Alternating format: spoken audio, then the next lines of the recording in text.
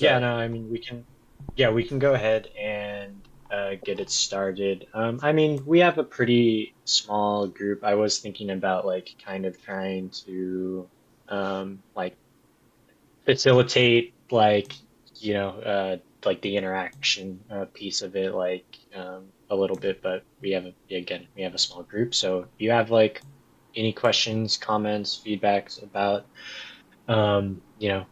just the conversation in general, feel free to jump in at any point. If you don't feel like interrupting someone, go ahead and use the chat and just like throw, just like either say you want to say something or like just throw what you want to say, and then we'll get to you. And then so I'm gonna go ahead and I'm gonna share my screen. And then so the first kind of thing that we're gonna go through is the results from the survey that we did towards the end of the regular season. Um, so again, I think this was like we probably got these results in. I think like maybe the last week or maybe like a week after the regular season had ended. Yeah, So I we had think that waited is till important. regular season game were over, and it was before playoffs even started. I think. Yeah.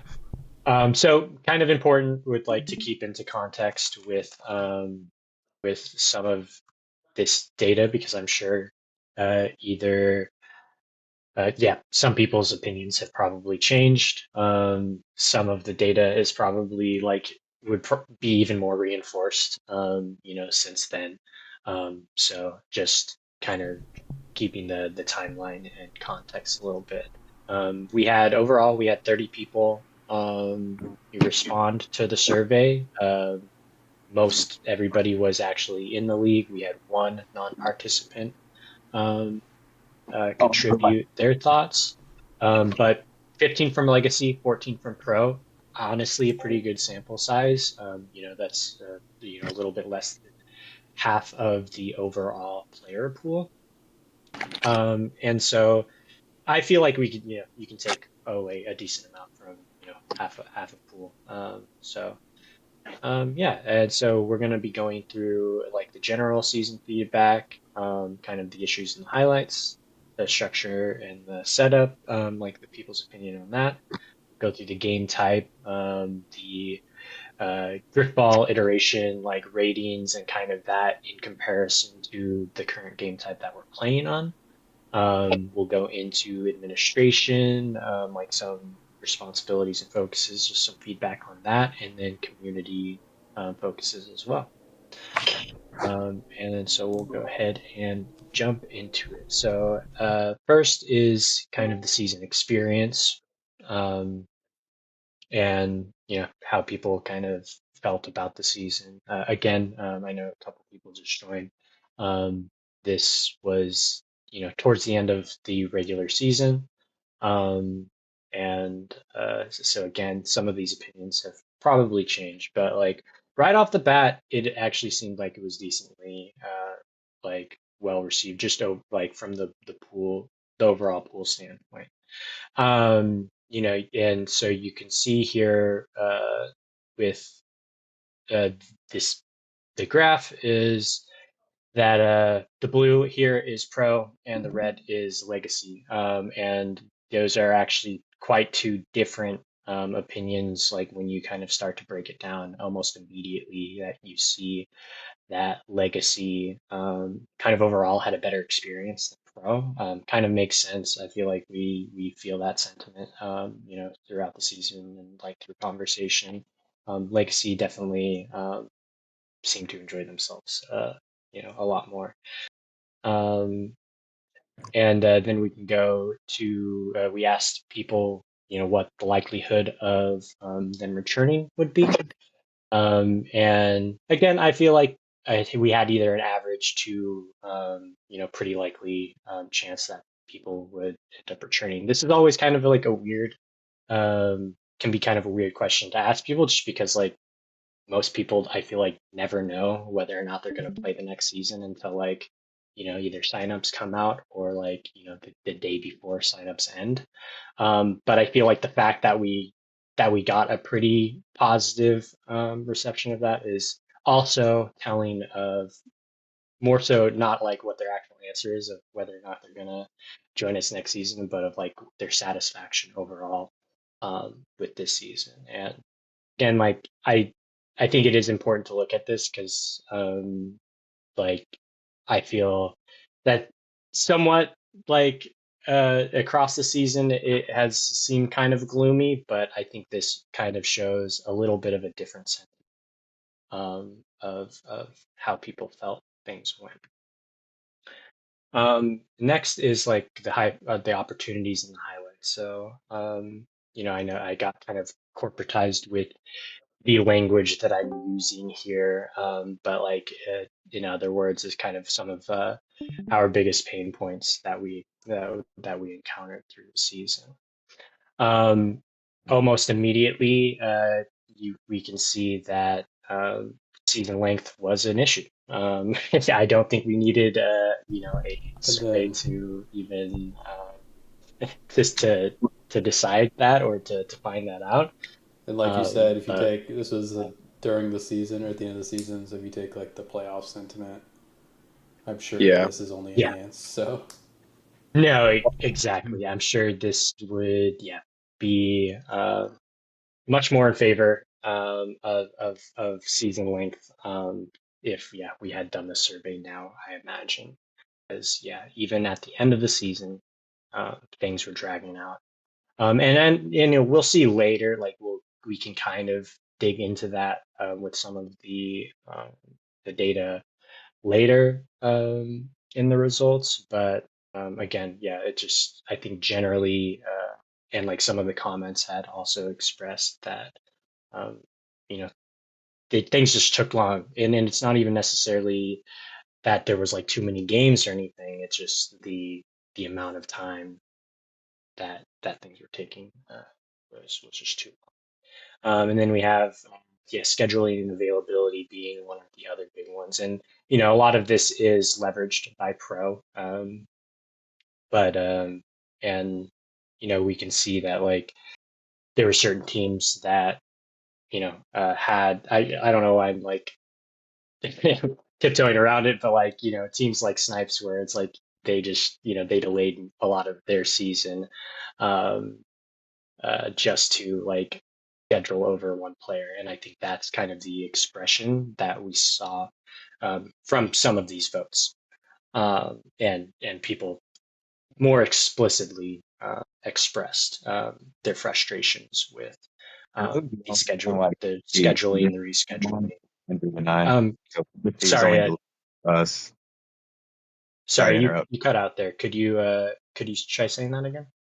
Oh yeah. Well, sorry to interrupt, but I was saying Legacy took a lot longer because Kindred and I, having pretty much worked the same place, we had to make sure not only could we both get scheduled, we had to schedule Seb, and then Godly was going on a trip as well, and it just all happened at one time, which extended it way longer than we wanted it to. oh yeah, I mean Yeah, scheduling is no, just kind of always a bit of a nightmare, but But just other what it than that, is. Legacy flew by really well. Yeah, I think yeah, and you again, see this that a was, lot. and again, this was, this isn't even like this data isn't taking playoffs into account, and so I think we would see a bit of a different, like result in the data if we were to do the survey right now, and probably scheduling availability and season length would probably be even more of a consensus. Because honestly, yeah, Legacy didn't really. Emphasize the like that portion of where our opportunities are. So I imagine, yeah, I just imagine that that would end up being more of a point. And moving on, the highlights of the season for Pro ended up being kind of the skill spread, which is a good thing to see because I think that was one of the intentions with doing the split between Pro and Legacy in the first place was to kind of consolidate, player pool and yeah, even out the competition a bit. So it is reaffirming, I feel like, to see kind of that result and that being kind of the main takeaway from it, and that enjoyed that.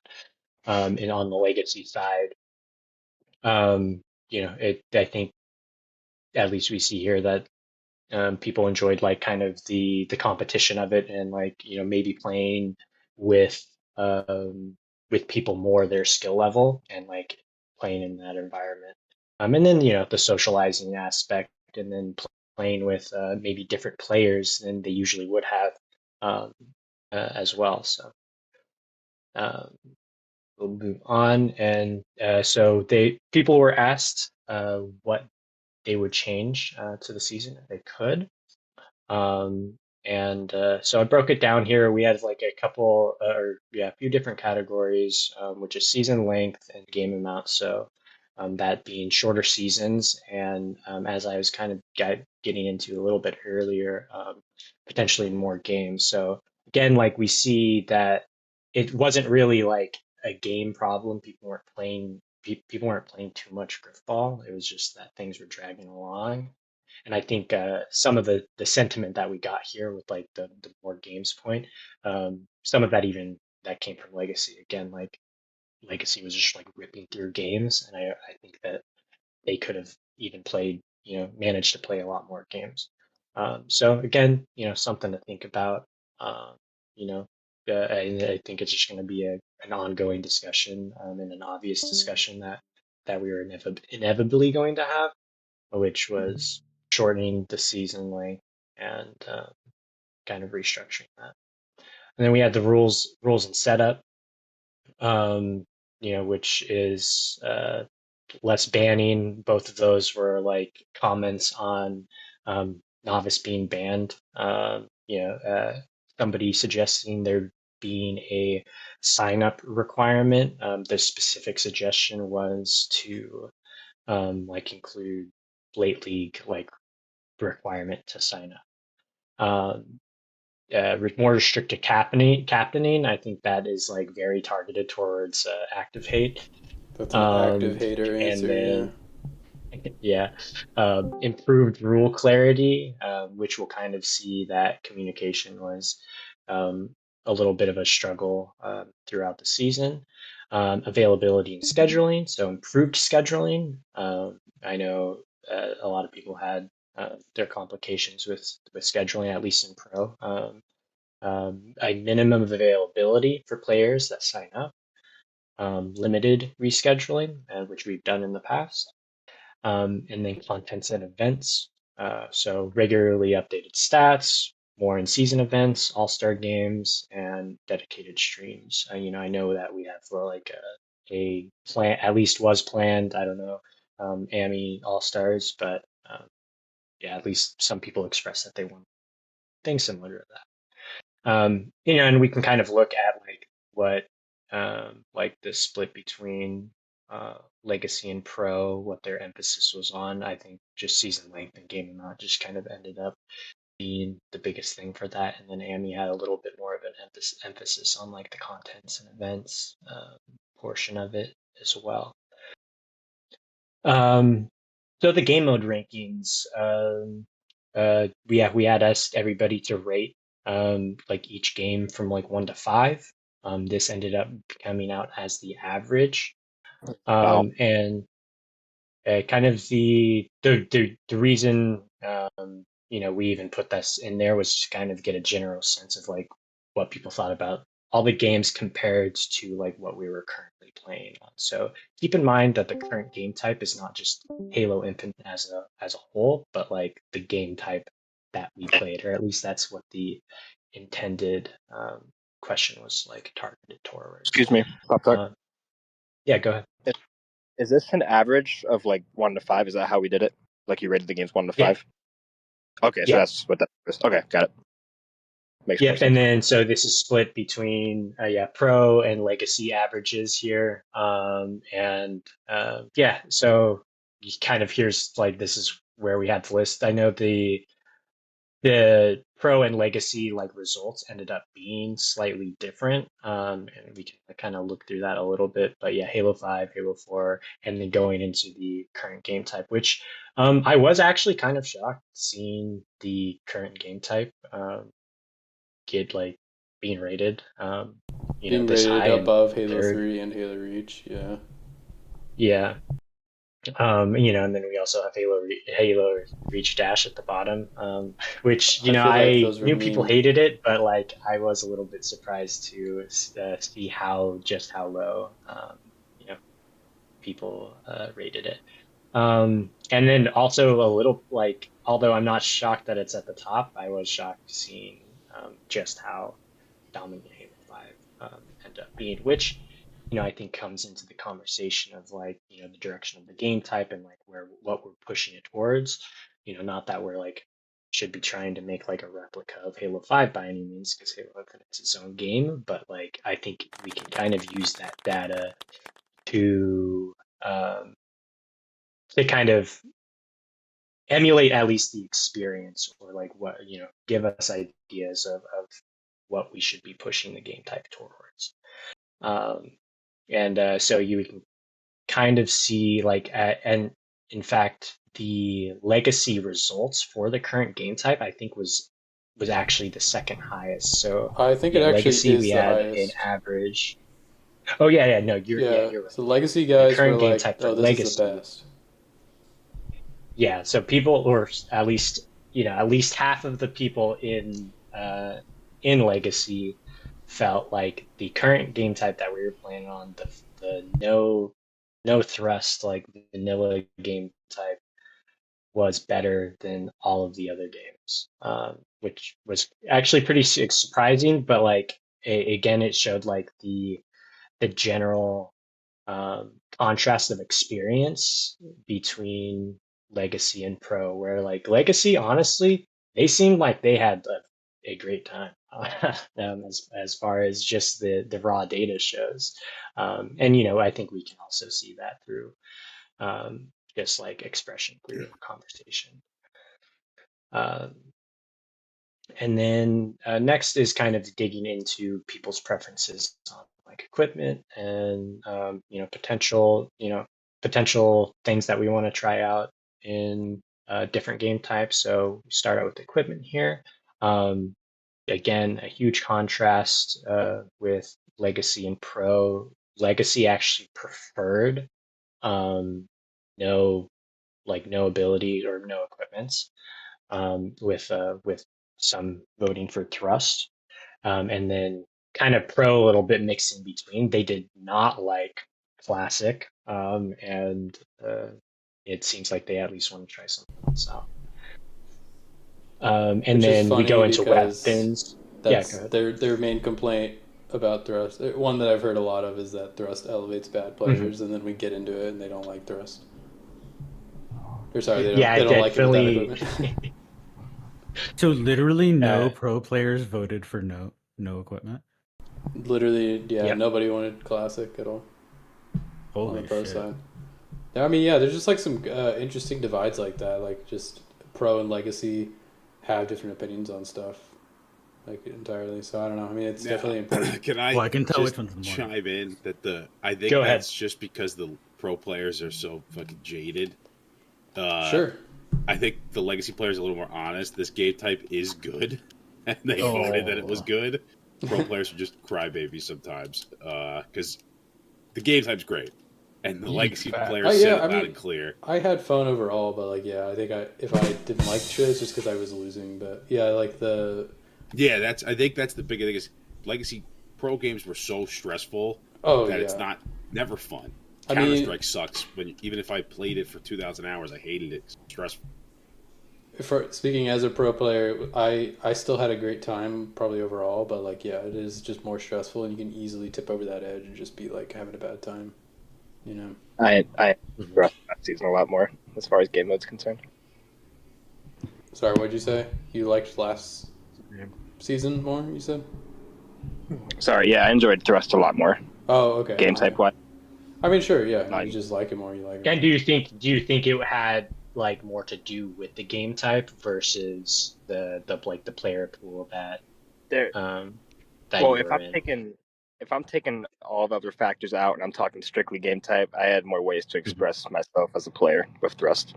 Okay. And probably even more grapple. Agreed. It is worth noting though, like there are more people that had no preference on the on the pro side. Yeah.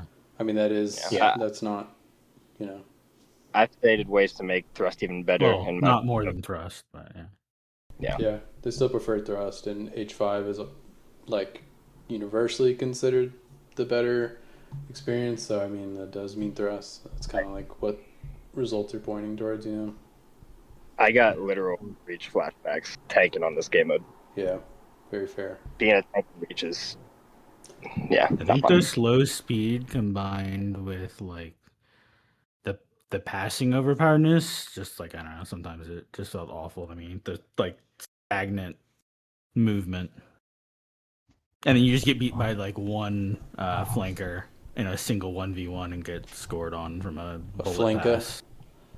Yeah, it's kind of dumb to get scored on from like a single, like come down to a single 1v1. Yeah. Standoff that lasted 30 seconds before someone actually walked up and swung at the other one. So, yeah, I don't know. And I think there will be kind of a little bit more to discuss in that vein too once we get into like kind of the play style results as well. Because there is a little bit of a difference in opinion. It's worth saying about this. Yeah. Sorry, I stepped on you there. I was gonna no, say, you're good. It's worth saying whenever you want. Yeah. So we're saying about the mutilator thing right there. So people don't even really have a reference for the mutilator. I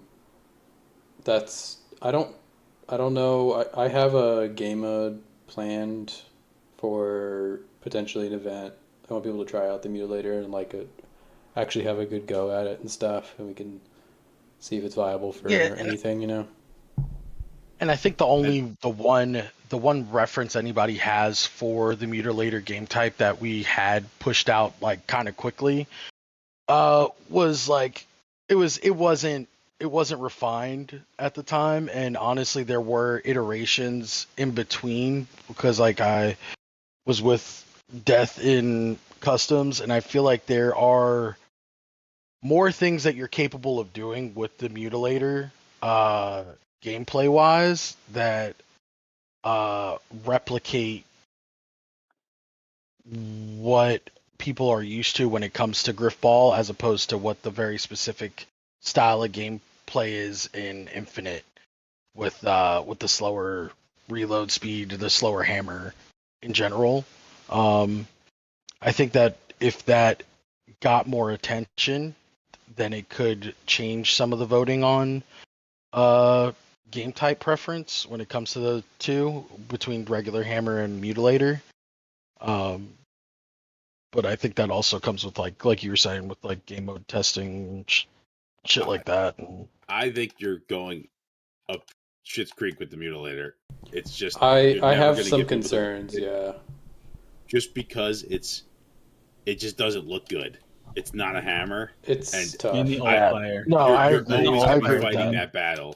So it's like I think even if it's 10 times better of gameplay, it's not a hammer. And I'm playing Grifball, and where's my hammer? And you're just gonna deal with that forever. But it is a hammer, mini hammer. The alt fire thing, I think, will be problematic. I have a way of that altogether. I have a way of doing it. It functions like a hammer. I'm talking about the fact but it doesn't that you look have like to a hammer. Is the problem? Use the alt fire to swing the hammer.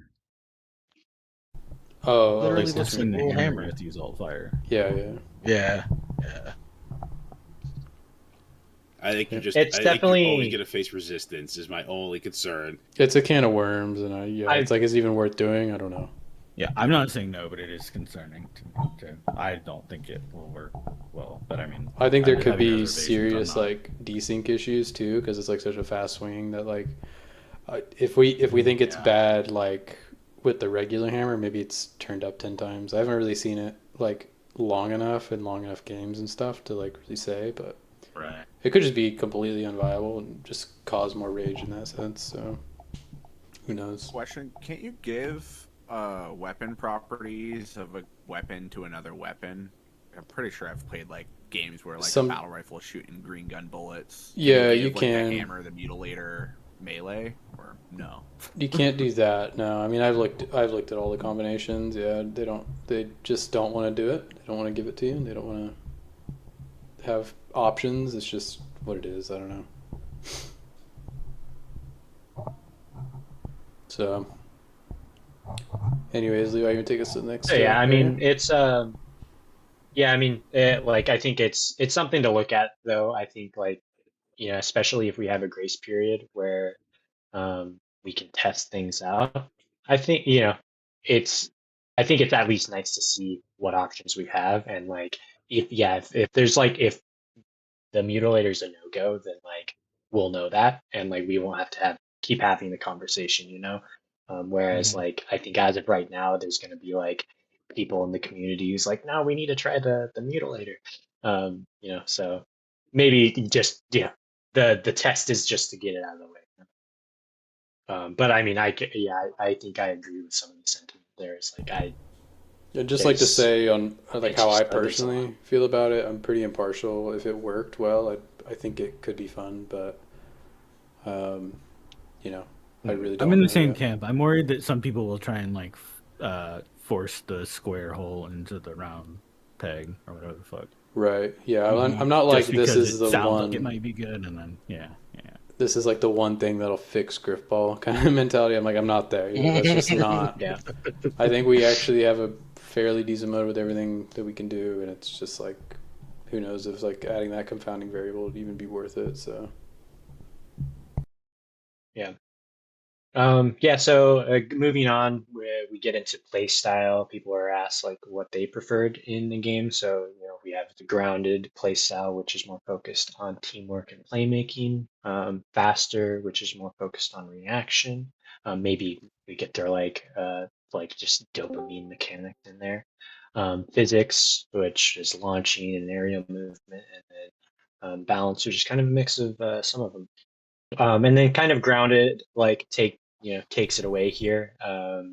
And then we also see the split between Legacy and Pro once again, where Was there Legacy more is pro more for focused grounded, on or was it equal? no more. So Legacy is actually more focused on grounded, whereas Pro seems to have has a preference for the faster kind of games. Actually, no, never mind. I think it's It was equal. actually split for grounded. Yeah, it's equal for grounded and faster, but yet again a little bit more of an which makes sense because I feel like a lot of the pro players are they have like that just like kind of natural reaction speed and they can beat out a lot more people just from the get go. So I could see where like that might be their preference. Like that's kind of their strong suit. And I think there's also something to be said like where they also just kind of want that that like fast gameplay that they're kind of used to from Infinite so far. And if we also look into the kind of the preference for Halo 5 in general, which also makes sense because that's probably one of the faster style of games. And so in general, I feel like maybe a takeaway is kind of like finding the mix between those two. And I feel like we've kind of played around with with all like a lot of these styles at this point through a lot of the Yeah, iterations. I mean, it tells me people don't like launching is a fun thing, but like it's it's definitely not like on a lot of It's not people's the radar. emphasis. Yeah, I used to think more about it in the past, and I think it was a little bit of a just I don't know, just kind of a non-starter in some ways. It's just like maybe I listened to Dylan a little bit too much, something like that. A little too many late I night think Dylan talks. I actually think it's in a pretty decent spot. Like I think the fact that it's an option, like it is good. It's not like overused. Maybe it's a little bit underutilized, or I'm not sure. But I also there's maybe something to be said that like a proper meta really hasn't been developed through like any of the game types. And I think like I think we'll find out more like the more that we can kind of get used to get used to a game type if that is the direction that we end up going is like playing on like really zeroing kind in of on the competitive experience. zeroing in on the competitive experience. then things like that might be opened up, like launching and stuff, or just like other strategies might be opened up the more that people can play on a specific game type. Because yeah, I don't think we've ever really had like a super defined meta. I think the closest we ever had was our last Thrust season because we played 2 seasons in a row, and you could really feel it. At least I felt it, especially like with our games against Lux, where like it really felt like there was like a heavily defined meta in some of those games, especially the late ones. Oh yeah, I mean you guys were going pretty hard. Lux's team was really good, but that But final it felt playoff like series. it felt like a whole different. Felt like a whole different game. Like at Yeah. that point. Well, Like, I felt like I do remember it Gingy with was a lot like of passes. yeah, it was like we were playing like a turn-based game rather than like just like free for all Grifball, which was cool in its own way. Yeah, I remember And watching that and being really impressed by how far far the game had gone. And I also remember that. Do you remember everyone kept saying the meta was different than that. They kept winning with that move, but everyone was complaining Yeah. about a different meta, saying the team that won did the opposite of what you're talking about. So,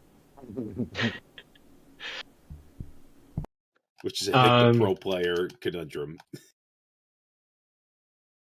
Yeah. So moving on from that, we're getting into the administration side of it. We asked people what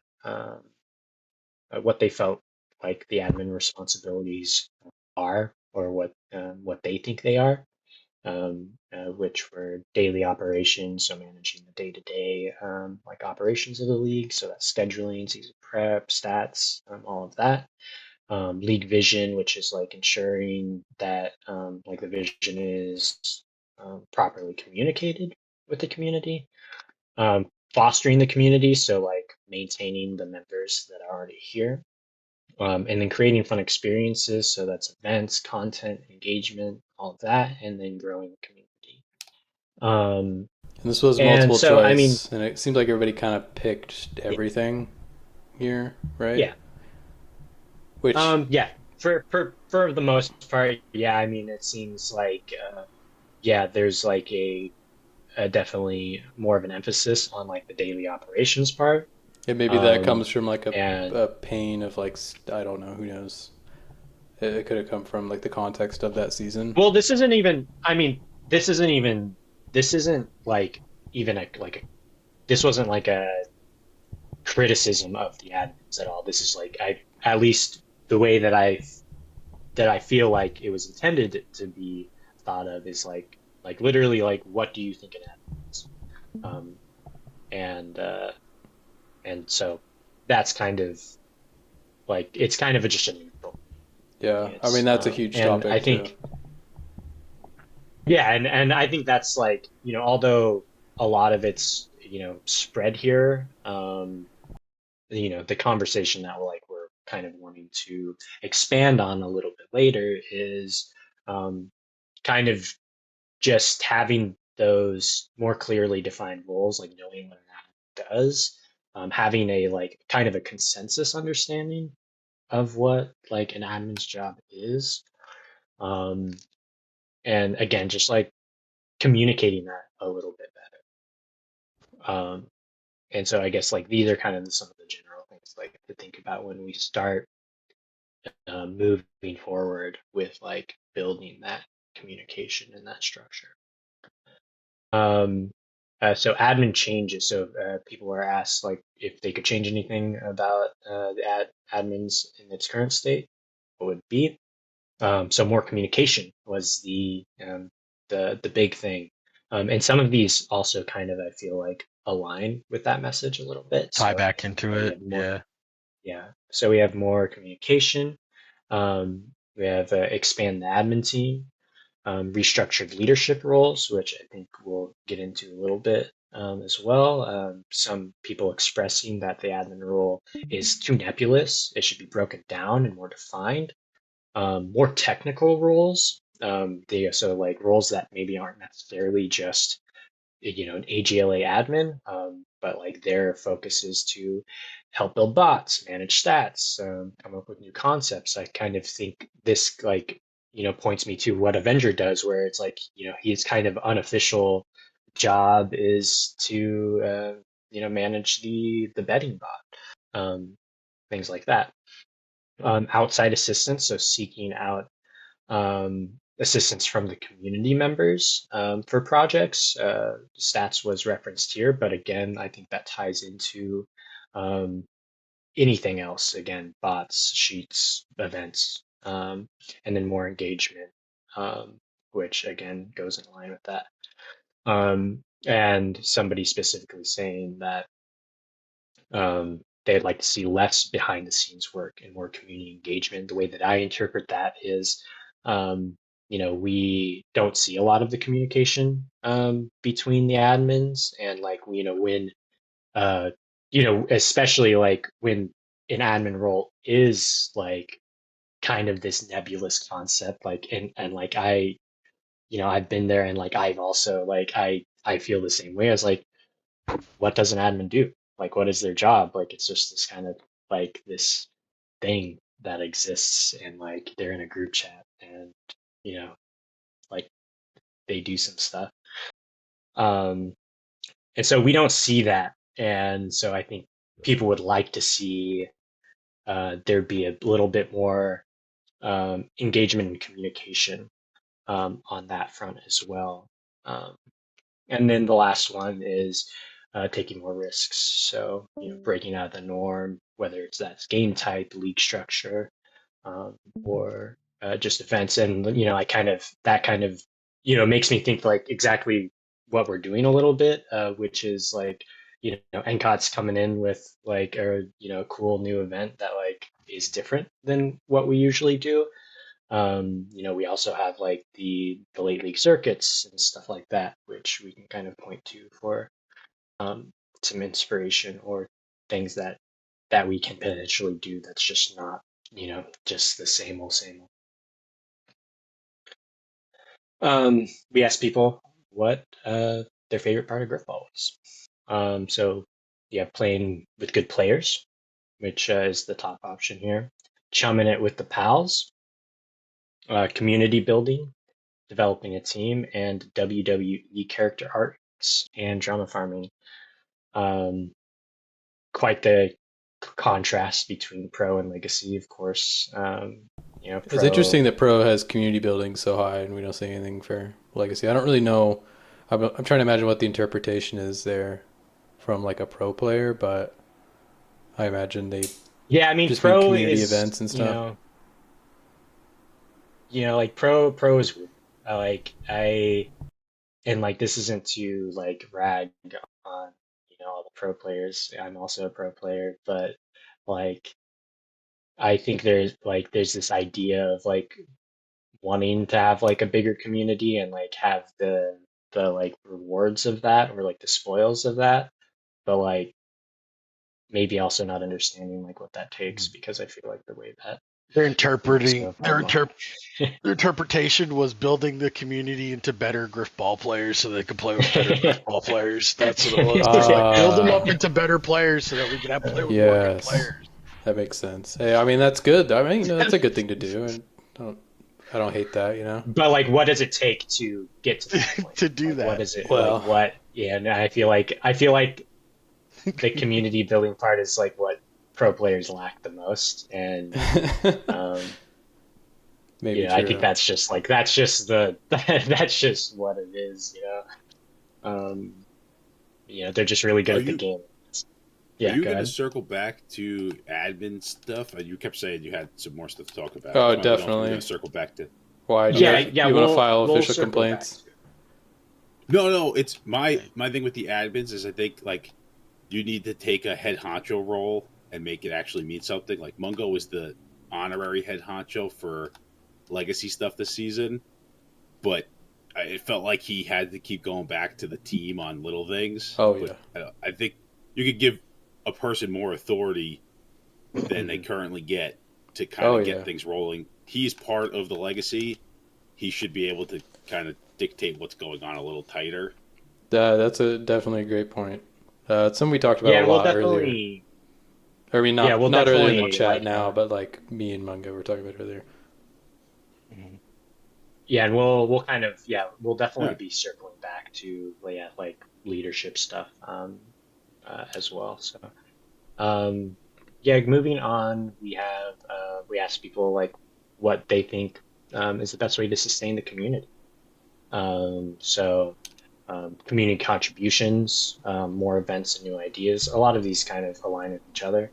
Yeah, more events and new ideas, and then locking in on competition, WWE character arcs, and then kind of the balance between some of these. And I feel like community contribution and like events and new ideas kind of are like very in a similar vein. And those are our two kind of most emphasized options there. And I guess like the more of the question here is like, what does that mean? Like, what is community contribution look like to us? How do we make the community in general more engaging? And I guess like those are kind of the questions that like we need to start asking, like what how can we get people to put a little bit of like additional effort into like the day to day of our community, whether or not that just be like general content or like running their own side event um, or whatever that may be. I think there's a ton of opportunity for that. I think we definitely Um, already started doing that. Haven't had any admins be like, "Oh, you should do it like this," which is something that used to happen a lot when I used to try to run yeah, side events before I was an admin, and it was a fucking nightmare. And I would just stop running events because I didn't want to listen to the admins tell me bullshit. In fact, I Name know and some I think names. Who did that? the the Silva, the Halo, the Benz. Halo Yeah. people. We'll have Hey, a green I'm list glad Encon later. said the same person I would We'll have. have a green Was it list right? later to pull from of who Just said yeah, just because that. I like that I haven't had Death telling me like, "Oh, you have to do it like this," because I I don't want told to you to hear that. change your colors on your poster. That's about it. Yeah, that was fine. I just don't feel like listening to someone else tell me how to do something that they don't want to do themselves. It's always the problem. Mhm. And I think that's where we're in. Like, I feel like we're actually in a really good place right now. Is like I feel like we are in a very collaborative space. Like ever since I have come back, yeah, like none of that that environment hasn't existed at all because I definitely have experienced that a ton, throughout That doesn't my foster entire growth, man. Grifball. Yeah, and it's like even from like back in the cow and goose days, like no, it's like you have to run things like a certain way, or yeah, it's just not going to work out. But yeah, we like how else are we supposed to get fresh ideas than just trying something new? Like, and I don't care, like at least in my perspective, like I don't care how fucking stupid your idea is, like you should try it and see what it like how it goes and how it works out, and then like Especially if that's you're the gonna only way do that it. we're gonna If the idea is dumb and you want someone else to do it for you, then fuck off. But if you're gonna do it yourself, you yeah, should have free that's reign to go my for it.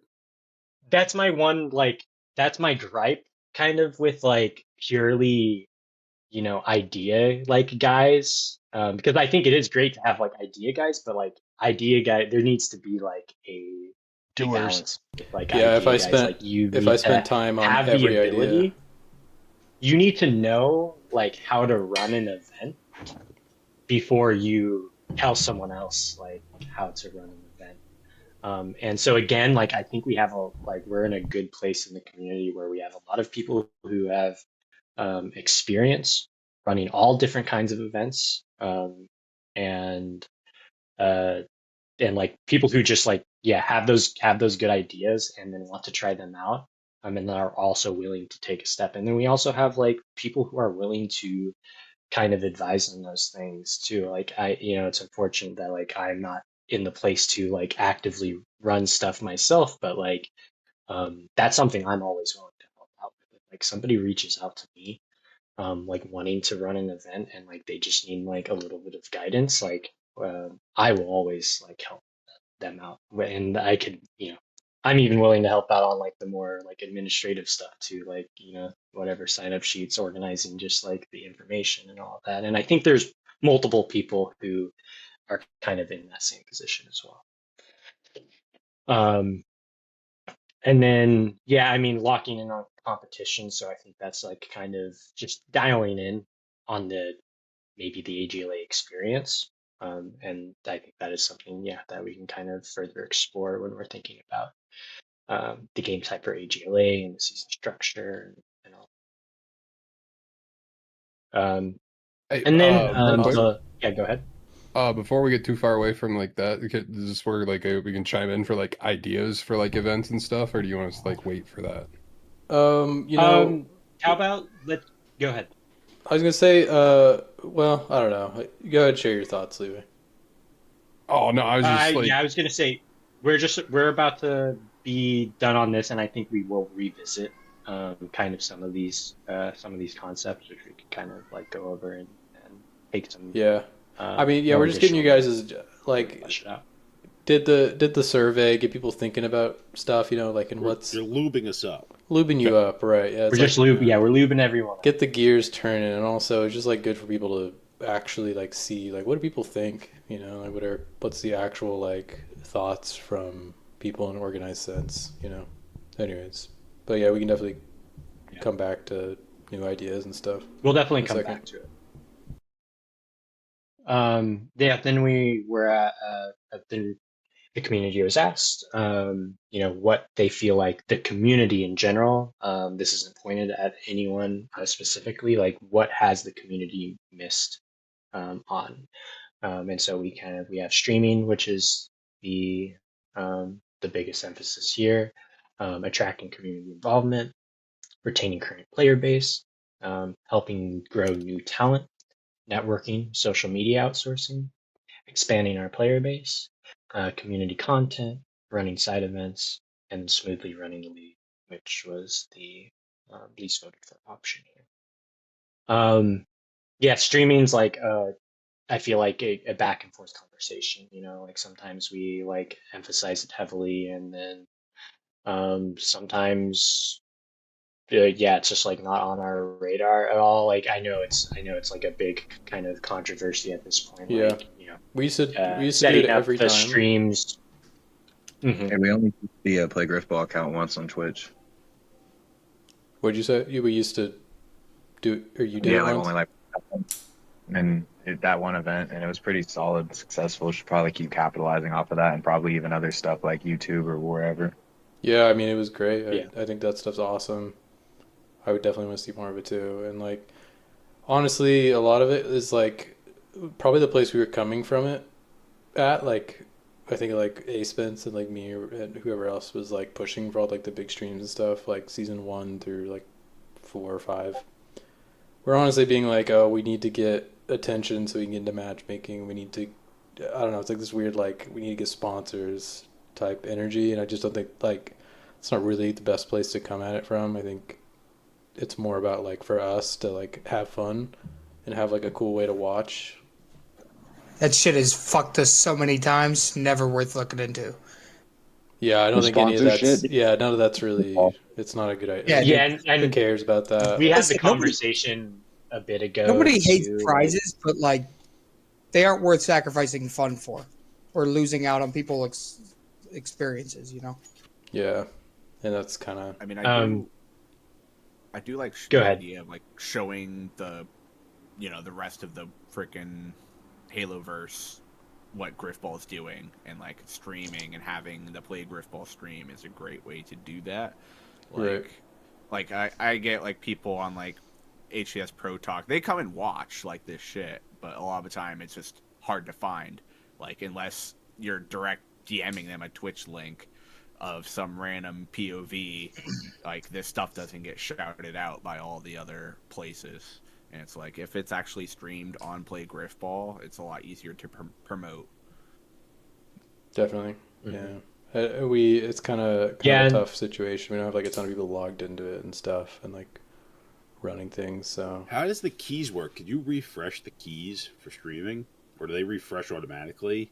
I'm not totally sure. That's kind of something I'll Yeah, look because into, like I but was just streaming straight through Rebs' channel, and it was nice. I would have just put the key in for play Grifball and just Yeah. streamed that way. Yeah, you Go should for be it. able to just get the key. I don't think it changes or anything. Yeah, Well, I mean, if that's I the way it was saying works, have then it change just so that the person who's streaming that night can stream and someone else can't fuck them up. yeah, for sure. I Oh, don't I think we have see. to really Yeah. worry about that too bad, but I'm just saying. That way we can just get Yeah. more Grifball out there. And yeah, I mean, I I know that like the big controversy like comes from like just kind of more of the playoff discussion and like forcing like like set playoff dates and stuff, which is a discussion in itself. But like I also think this is like we should be thinking of streaming as something more expansive than this. Like it doesn't need to be like playoff series that we're streaming, but like I do think we need to put more of an emphasis on trying to just stream in the community in general. Yeah. We need to put an emphasis on being able to season. have a channel to record this shit. Like, if this is Yeah. your league, the old AGLA had a Twitch channel. They had a YouTube channel. So if you wanted to go look up the first season's championship of Halo 4, you could fucking do that, right? Like, it keeps the history. It keeps the organization. It, it's just really nice to have. Yeah, I mean, Ace Spence was better about that. I feel like the archive is really good. Yeah, Ace Spence was better about that. I don't know what the status was for the last couple seasons, but like we did try to get as many VODs as we could out there. I just don't know if it was like super organized or not. It was nice having like some get uploaded to YouTube and everything, like of just random games too, because like people like to go back and reminisce and learn the history, or if someone's new, and you want to show them the legends of old. It's always cool to have that database of VOD and games. That is, yeah, that's true. Even if it's not produced on a high level, like that would be awesome if it was. Like that was cool back in the AGLA or back in like. Then also the it's Hub days. But. You could share it with all of the admins. So then if it's like an important game that they want to have streamed, only Ace Spence has to be on, or Pop-Tart, or whoever the fuck. Like only one of them needs to be online, log into the Twitch account to stream the game. They all have the option to. It's more flexible. True. Yeah, and I almost feel like it's not like when people like say that we put people missed in a bubble. Don't say that they can only play one day. It's not possible when you have fucking 50 adults. We all got different schedules. It doesn't work that way.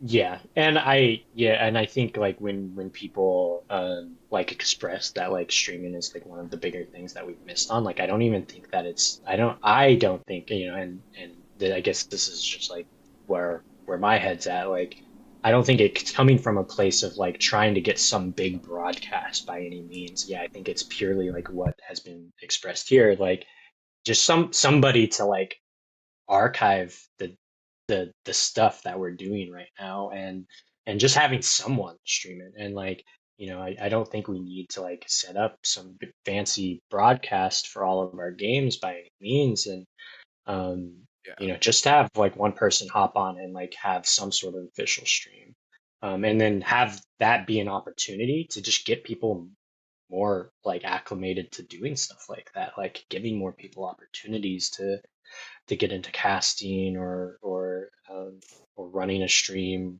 and all of the smaller parts of that, or the smaller moving parts of that. Yeah, I don't think it even needs to be a stream from like an official cast. If you just put up Lux's VODs on a YouTube, you just save from the season, the championship. Take the comms out. To watch the championship. You can take the comms out if there's anything in them that matters, but otherwise, most of the time they're not. Our comms, we're not animal. If we have like everyone in this community likes to pretend that we're like badass shitheads. Everyone's pretty calm. Yeah, and our VODs are pretty chill. Yeah, our comms are pretty legit. So I would love to go back and watch some legit ass last season's playoff championship. If Active Hate is on the roster, you might have to worry about streaming this comms. But like, I don't think he's going to be on the roster anytime soon. Yeah, and it's more or less about not what he says, but what he does. But the dude on Suicide Watch sometimes, but he gets so upset. Like I know some players are highly resistant to having their game streamed for some odd reason, but I think most of the community here wants to watch the game. It's like I feel like it's majority of people are fine with it, even though. if they're not playing. Yeah, there's definitely a couple individuals, but I know like at the end of like the Grifball Hub days, I think was it Silva or Solace had the stream key, and they streamed like every game like one of those seasons, and it was like even they weren't playing and they would just go and just sit observer. And was it Silva? Silva had the AGLA channel, yeah, and he held it hostage for fucking years. He still might be, to be honest with you. But there was a season where he like streamed every game, and that was really cool. I asked him, and he doesn't have it anymore. All the admins passed it around, right? They had like 3 or 4 people. He would let Tex sign into it. He would let Goose and Cal into it. Like there was like several people who got into the AGLA account at one point. But I don't know. That's just other than that's that, just bullshit for the background. It'd be really nice to get somebody like to do a podcast every week again. Sorry, go ahead. Oh no, that's totally. Yeah, I like the podcasts. They're fun to listen to.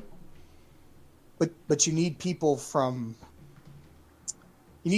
every clique, right? Like every friendship group. Like you need like somebody from Lux's group. You need somebody from Avengers group. You need somebody, like the old Shadow J some of the chem people. They weren't afraid to disagree, and yet they got along. Right? Yeah, chemtards. Yeah, Bring put him on. fucking Smurf in there. Let's just put we could put Smurf, Hells, and like Ace on a podcast and see how that goes. Fuck, it could be epic. Smurf just talking to himself the whole time. I want a Smurf. Could be epic. Dude, if a conversation starts up though about Grifball, it could drop some bangers. I'm just saying. Yeah. Listen, Ace has some knowledge. That's true. Just he's got to talk about it. That does actually tie into like the next part of this, which is like attracting community involvement, and just like I think that really is just getting activity of some sort and getting multiple parts of our community to be a little bit more activated and again engaged. And I think that's like getting all the different sects of the community kind of like involved with one another is I think like something that we should be really pushing and promoting. The other part is the next one is like retaining current player base. So I think a lot of that like just kind of has to like to do with the day-to-day operations of how steady we're running a league, how consistent it's kind of an engineering problem is the league. Because I think the inconsistencies is where we start to lose people, and sometimes it's not. We can't help it. Sometimes people are just gonna leave, and that's actually like okay. People are gonna leave; they're gonna come back. I brought up that point all that earlier today. I was like, man, I wish some of the players like that were newer, like Majestic Kittens, had been around for a legacy season. So he would have had a lot of fun with like the kind of crew he'd be on. Just would be a totally different vibe. Yeah. And I think getting to the Legacy Pro discussion, I think Legacy Pro or AMI Pro, whatever, it's like generally just on balance turns out better for everybody that's involved. Usually, and it's just like, at least from what I'm seeing, and it's like some people want to pub stomp on players that would have been a legacy, I guess, but like when that's not happening, it feels like just those people are able to be retained a little bit better. That's what I would imagine would happen, because and there's other attractive points to having it split too, because you also have like players in Legacy that are on that cusp, that threshold of breaking into like a pro caliber player that might end up showing out in Legacy that season and like actually wanting to get better so that they can try to make it into pro the next season. It does like foster an environment where people have something to strive to like accomplish within Grifball if they want to be that competitive about it. So I mean, just a far off suggestion, and I wrote something up about this a while ago, but I was also probably too high to really execute it well. But the thought process behind it is that when you guys put out matchmaking and you wanted that to bring in new people, new faces from matchmaking to be able to recruit new members into the community, you need to not let them get pub stomped by Ace, right? Like, so obviously separate the leagues, but then even go a step further, right? Where we have enough AMI talent and legacy people who have been in the league long enough where if we brought in a whole bunch of community members and did kind of a free form your own team, you could again recreate some of that, New York Pineapple days where you can have your legacy teams that stick around. Paradox Warriors Pop Tart with you for Halo 4 for how many fucking years? Right? Like you brought in so many kids through your farm system that went on to pro and played in, other shit. So it's just like having community members like that is always healthy, almost like an academy system, kind of like Major League Soccer. And no, the whole point is not to only get good enough for pro, but to like find community members that you click with and would make you want to stay. You know what I mean? Like find friends within the community, different teams. Like jumping around from Thundercats to New York Pineapples. Those were some of the best Grifball experiences I've had in my life. And that was all classic, right? Like there was no shot of us winning. Not a fucking chance we were going to beat fucking Silva, Shadow, Determined, and T-Rich. Like me, Lino, Snarf, and Jaga, we ain't built like that. Like that's not happening. But we had a blast being racist and stupid anyways, right? Like it was good. Mm-hmm. Yeah.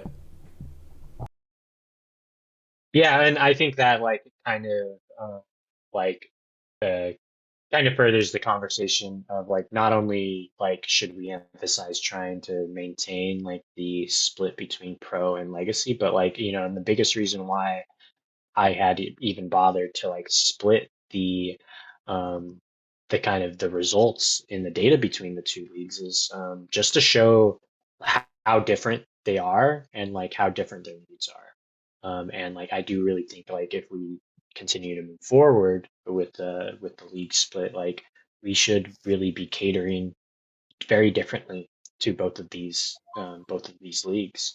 And we saw it a little bit in the past. Actually, no, I feel like we've seen it like a decent amount in the past of the GLA of like AMI was treated differently than Pro. I mean, Halo 5, like we had a whole different game type because that's what worked best for that league. Well, Um, yeah. and so like yeah, I think just moving forward, like we should really keep that in mind that like they don't have to be the same, like they don't have to be copy and paste of each other. Like these can be two different formats if that's what it needs to be.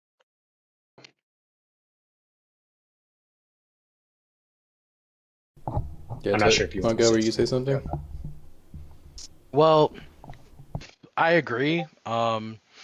With the fact that we did run it in H5, the only thing I will say is that when the game types are too vastly different, it actually negatively impacted our player base, and we ended up losing quite a few people. It's like if you can try to find a happy medium, we should really try to do that because the retention was at its highest in H5 when we found a common game type. When we had the split game type, it was good for bringing in new people, but retaining them didn't happen until we had a game type that was solidified, that was like a best of both worlds, as much as we could get to that point.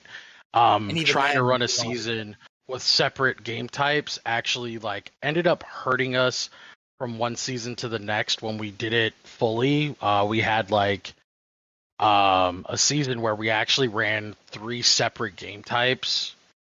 Jesus. And that was probably one of the. Jeez, who was in charge? It brought in a lot of Deathcrawler? Brought in a lot of matchmaking people initially because it was to bring them in initially because of the game type that we had. We had went with a game type that was closer to matchmaking's game type with slide and shit. But the ones that stuck around were the ones that were playing the in-between game type where it was just solely thrusters without slide. And then when we solidified that as the game type, that's when we had the most retention. Because it made it so that it was somewhere in between, where we had the people who were looking for a little bit of a faster gameplay got that, but then the people who were looking for more technical movement and some more dancing in their gameplay, they also got that as well. And Mungo's right, but like, and this is specifically for Death, you're never going to please both crowds, right? Like, there are still people to this day who only come back for Halo 3, who only come back for Halo Reach, who only come back for Halo 4 or 5. There will always be those people, and there will always be those people. Like, I won't play another Action League. So, like, if you guys went back and did Grapple and or Repulsor, great, kill it, have fun. I'm not going to play that. I didn't enjoy it. You're never going to make everybody happy, ever. Right, yeah. But if you're the one putting the dedication into the league, it is you who decides. Now, if the goal of the community is to strengthen the community, then it needs to be whatever the community decides. But just when you're designing game types, don't ever fucking take it personal, because you will never, ever, ever, ever please everybody. Agree. Like, your best bet, know, and what they used to do is make 3 versions, right? Make what you think is a balanced version, make an extreme vanilla and an extreme gadget, and then let them pick. Like, you get. I also think you got to run one game type, but you could change up the league format. The league formats don't need to be identical. Yeah, I think that could be a better way to satisfy. I've always thought that AMI should be, or Legacy should be, like classic teams. Form your own fucking teams and try to get better than each other. Like, get better together, because that not only helps you become a better player, it helps you become a more complete player, right? Because you got to actually fit your team and play a specific way to get better and to win an AMI championship that way. And if there is, let's say, a Junkyard Dogs team that's dominating AMI, you guys can trade players back and forth each season to try to get better to beat them. It kind of creates a fun aspect to it for captains too. So, and players.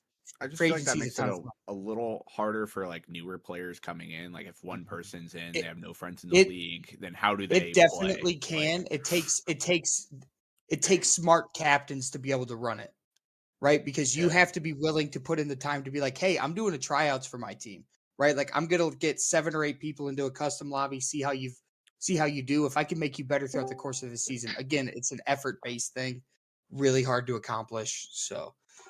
But it would help retain players like crazy. That would be the point. Yeah, because people would feel more welcome, more involved, like the old classic feeling. Getting recruited as a free agent or as a new kid was a good dopamine hit. Like having fucking Epic Beast, if you're running a team, having a new kid on the block being like, "Hey, we could potentially get an AMI ship this season. Like, we want you to come try out for our team."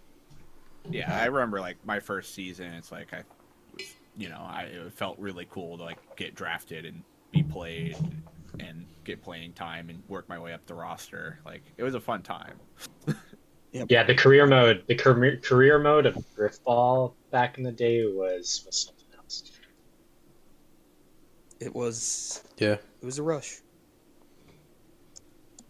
I do think it kind of ties into getting like late league thriving a little more if we want like the community to actually be, more successful. Like, people wanting to come in, play find out what even is competitive Grifball, get a taste, and then maybe they sign up for a season, or maybe they just want to frickin' screw around and play some customs and stuff like that. And it might be cool to like even try and like get like maybe like there's just a night where it's on one of the older games and you play to those audiences too, and just get more of those communities, because I know they're out there. Like, there's people that are like, oh, I love Halo 3 Grifball. Well, we did have a guy pop up. Yeah, and like maybe there's just a late league night that does those, but I think the AGLA season should always be on the current game and the most competitive game type. But that is actually a good idea. Like, holding an event for both Reach or Halo 3, even 2-3 times a year, would probably be a healthy thing for the league. Get a couple faces popping in and out. Mm-hmm. You know what I mean? Yeah, exactly. Maybe you talk them into coming and trying out another game, and then they fucking hate it and leave. But at least you get them for a season. You know, like, haha, I got you. Yeah, I think I gotcha ass. um, I feel like sometimes we focus a little bit too much like on how many signups did we get for AGLA, and like I don't think that is like the pinnacle of like how to determine whether or not we're a thriving community or not.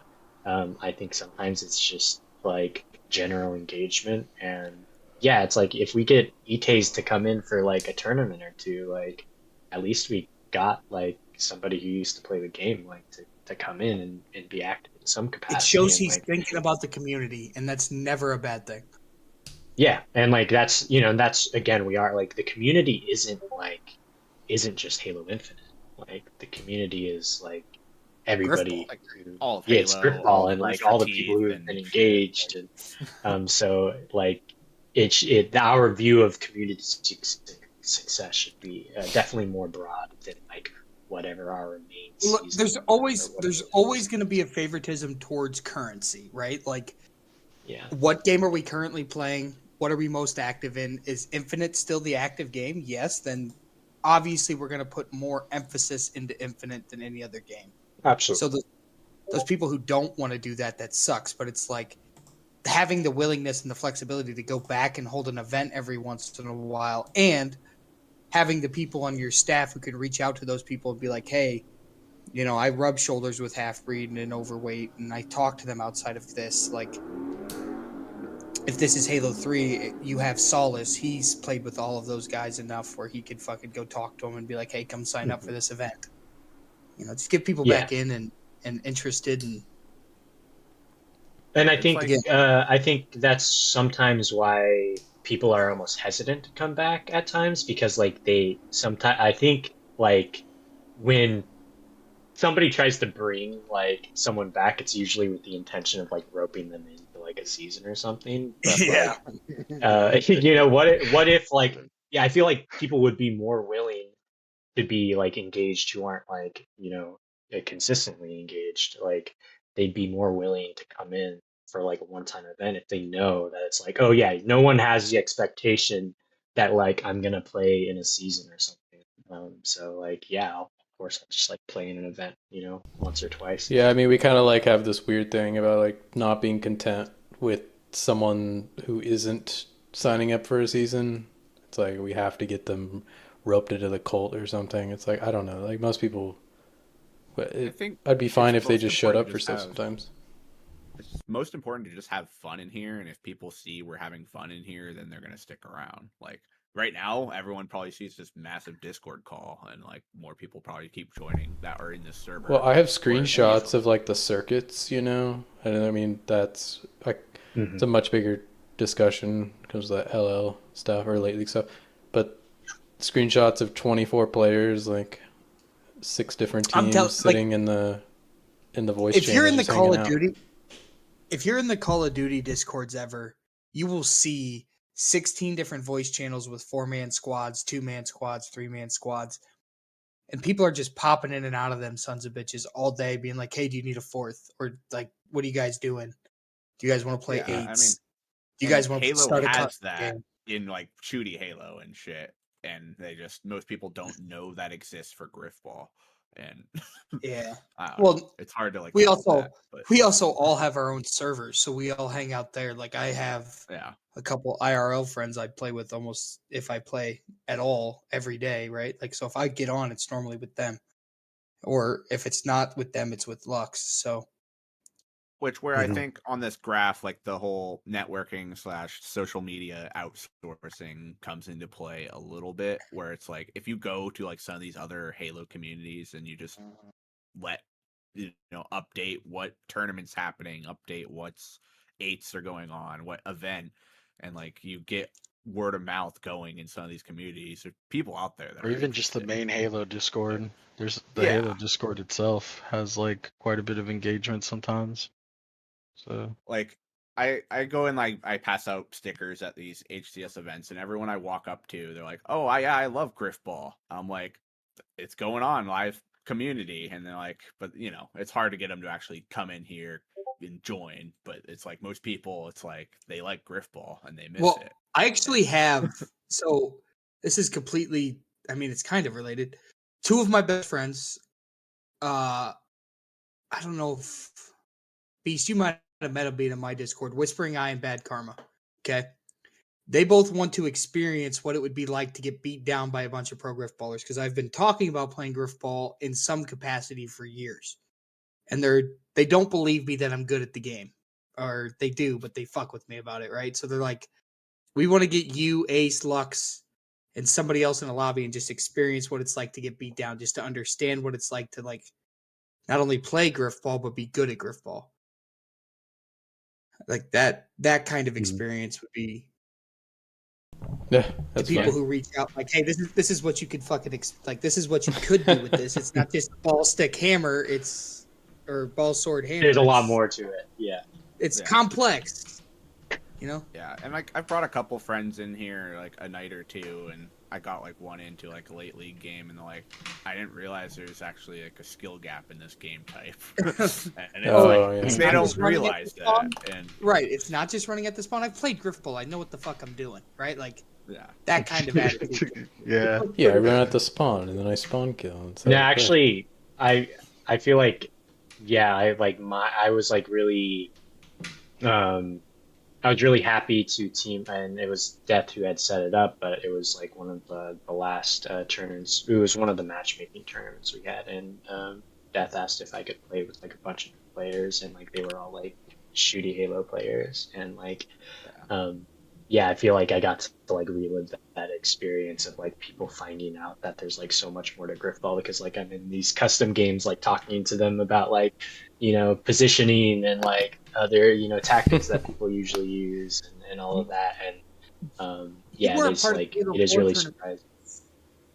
You were a part of the Halo 4 tournament with DJ, right? The one where I was with Brandonator was his name, the guy who streamed matchmaking till he got 100 wins or something like that. Do you remember him at all? I recognize the name. He's in the server. Brandinator that signed up for this past season that was on my team. That might have been him because he streamed. I like that dude. He's a good kid. Dude, yeah. He told me he played with Pop-Tart. He knows Pop-Tart. And dude, his experience, winning a Halo 4 Grifball game with him, he was so fucking hyped. Throwing him a goal on the plate blew his fucking mind. And he's a gamer, dude. He's one of those people where I was like, if this dude just played this more in a competitive environment, he'd be actually good. Yeah, he'd be actually good at this game. He's smart enough. But no, I agree. You guys bring up really good points in it, as far as getting just other communities involved. And I know we've talked about this a decent amount, just throughout whatever, and getting involved with other communities is something that I will say really need Eric. So Eric was new this season, because I always tell him I'm playing Grifball. He wanted to see what the deal was with it, and he Mr. was Eric shocked at how enjoyable the community can be. And he was like, now I know why you always keep playing it. He was like, it's a lot of fun and there's a lot of cool people in it. And it's you just need to give people the opportunity to experience that. And they kind of need to be around the right people. I mean, most of us are all pretty nice and whatever, but but he was guys Lux, he watched Lux's streams with me, and he was like, wow, I see what you're talking about, that these guys fucking shit on me. Yeah, he put a escape laser on my team and I ruined his fucking life, dude. I feel so bad for that kid. I yelled at him so much. But it was very cool for him to experience it and to see why I keep coming back to the community. And it's just a matter of when people join it, we need to have stuff that gets them in. But, everyone has a different thing they actually enjoy. So it's hard to just say, oh, we're going to do this to fix it. But he was impressed with our community as a whole and the people in it. So that's a new guy who joined up and was legitimately like, "Wow, I'm going to stick around because everyone's very nice here and fun." Yeah, I don't know what. Yeah, that's like kind of an open question. I don't know. Like, what do you do to? What's a hook? He also loved the drama with Novice. He liked that. Yeah. Because the WWE character arcs, bro. Yeah, we might have to bring aspect of this community is engaging sometimes, man. Yeah. We might have to bring Novice back. We just gotta keep bringing Novice back just to ban him.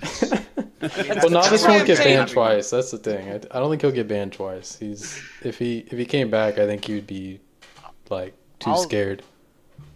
I've spoke to Novice, and Novice, I think his concern is too now is that if he came back and was nice, people would perceive his niceness as condescending or him just being fucking sarcastic. I was playing Marvel Rivals with him the other day, and he was like, I should have just spent all the time I played in Grifball into shooty Halo and do what you do. I'm like, that's funny. Yeah. He just doesn't even enjoy that he played Grifball now. But that's crazy. Yeah, but he'd come back in a second. No, if we invited him back, I think it's just a bitterness. Yeah. But yeah, I think like having a podcast does help with like, you know, spreading these storylines, and if someone wants to get immersed in that, if they had a weekly thing, like what Noplex does is great, but it's, you know, like 4 times a year. Yeah, we gotta bring Noplex like back somehow. People feed on content. Noplex being gone kind of hurts. Yeah, if we had like people that were actually committed to like, I don't know, doing that. I know that's I like podcasts. Like, no one has time for that. I don't want to fucking edit it, man. That was you just don't. I don't even think. I don't think you bother. Like maybe you set up the timeline like in a couple like bits. But so when I did All Things Grifball, I would take out like pauses. So if there was any like 10-second pause or like somebody had to step away or anything like that, I'd always edit it so like it was under an hour or an hour long and just quick. I think you just gotta do that with like keeping the podcast a little more concise, like be a little professional about it in a way, in sense that way you don't have these pauses. You'd be like, okay, we are sitting down for an hour, we are talking about these subjects, and then it's over. Like if otherwise it becomes too much work. Like if you don't stick to the layout that much, and like there has to be like an aspect of that, and sometimes I don't know. It's also fun when people get off on tangents. Sometimes you just have some entertaining personalities too that really can make that kind of stuff pop. Yeah, even with the commentating during our games, during the casting and stuff. I personally, my favorite caster is NCOD after about 6 beers. So okay, yeah, but if it's that much fun, chances are it'll be more fun to edit. Like if you, I had a lot of fun casting, but.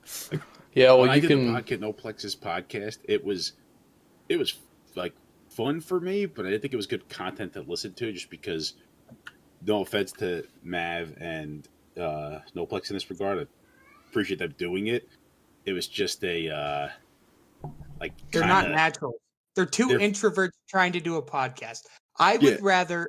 I love both of those people. Right, they're great guys. I would rather have 2 squirrels fight over a corn cob in my asshole than listen to them do a podcast. They're a little too. They're both the straight men in like the conversation. Yes.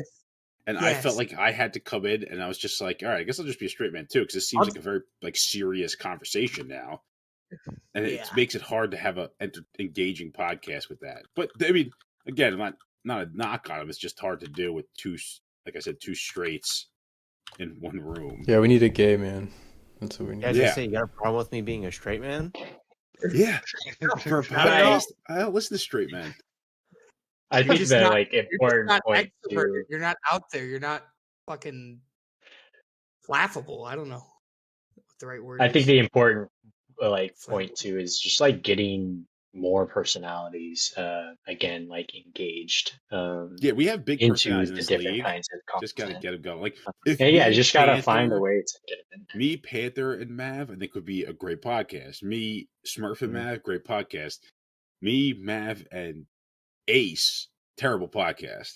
One thing we did have a problem is Noplex didn't want to have reoccurring people on the podcast. he refused to bring like. Well, he wanted to like bring new people. He wanted to bring people in who hadn't been on. He wanted to do that, but when we got to the point where we were running out of people to actually bring in, he would just pick random people. Yeah, I don't know. I get what he was trying to do though. It's like he's trying to. Yeah, but I mean, it's a different type of thing. It was just it got us thinking about it, and it was sometimes like his podcast was better served as a 20-minute podcast versus the hour and a half. I mean, listen to all of them, the whole things. Like I crave content, like in a sense. Like I just put it on during my work day. Like I don't care about rambles. But also, the more co-hosts, the better. Like 2 people, not enough. 3 people is about right. 4 people is still good. 5 people's pushing it. But like 4 people, if you have the right cast, they killed. I remember when it was three regulars and then like a guest is pretty good. But so the best one that we've had in the community was Shadow, Piggies, J-Bar, and they would always have a guest. Like, that was a really, really good podcast for several years. Yeah. Again, Mav and Noflex, I feel like, have no back and forth, like, naturally. Well, and J-Bar disagrees with everybody because fuck you. Yeah, J-Bar has back and forth with everyone. Mav has back and forth, hilarious. so does Noflex, but they don't have it with each other. Like, the two of them don't seem to like to talk to each other. Even though I think they do, they just give off that vibe. It's not originally the podcast was supposed to be like an ESPN type shit where it more informative than yeah, but then it kind of transitioned into something else and it just ended up being one beat. No, we need like just some guy like spouting the worst takes. Like honestly, we just need like we need our own Stephen A. Is that what you're saying? No, we really just like need like Rex the worst Ryan takes. Like let's go. Just someone doing rage. That's what I like Sauteed Smurf for, Jack. He'll parrot back at me things. He just knows how to like parrot back things that he's heard. He doesn't understand what he's saying, but he knows how to like parrot back things that would make me mad. Yeah. He loves repeating your word but incorrectly back to you. Yeah, I don't know. I think that'd be a good guest right there, or a good co-host. It might be my autism, but Sauteed Smurf is such a troll in my head that like his text appears in the Discord and I barely like half the time I ignore it. Like I don't even problem see it. is that it's just I scroll past it. It's just like okay. The problem is that you would need the right people around to bring Sauteed Smurf on as a guest. Because too much chaos just derails everything. You can't have him and Ace and it ends up just together. sounding like a shit show as opposed to a podcast. Ace Spence, I love Ace Spence. He is not good to talk to new people. He should be kept away from new players at all costs. Yeah, I also love him, and I tend to agree. He's nice to people. He's nice to people. He's a good guy. He helps people out, but he also is a little abrasive. Yeah. Or just a little zooty and crazy. You might be under exaggerating, I believe. I want to bring back go Nobis ahead and have him talk exclusively to new players. I want to go ahead and finish up this section so I can give. We're on community content now. This piece and and just want to kind of be mindful of everybody's time. I know Death has some stuff he wants to get through, and really, this is the last thing that I have on here because I feel like we've kind of covered pretty much everything on this list. I went ahead and like just put this kind of org chart in for the server together. I like kind of realized we don't really have anything that has any semblance of like what our actually like leadership looks like, and this is kind of to get us really thinking about like the just like the leadership structure in general, because I think there's like multiple people at this point really expressing that like there needs to be a little bit more clarity. Again, like maybe we need to define roles more. Maybe we just need to like restructure how the leadership roles look like in general. So this is kind of like our starting of what that looks like in its current state. So these are just like our kind of that's the team structures, the entity, the leadership entities that we currently have.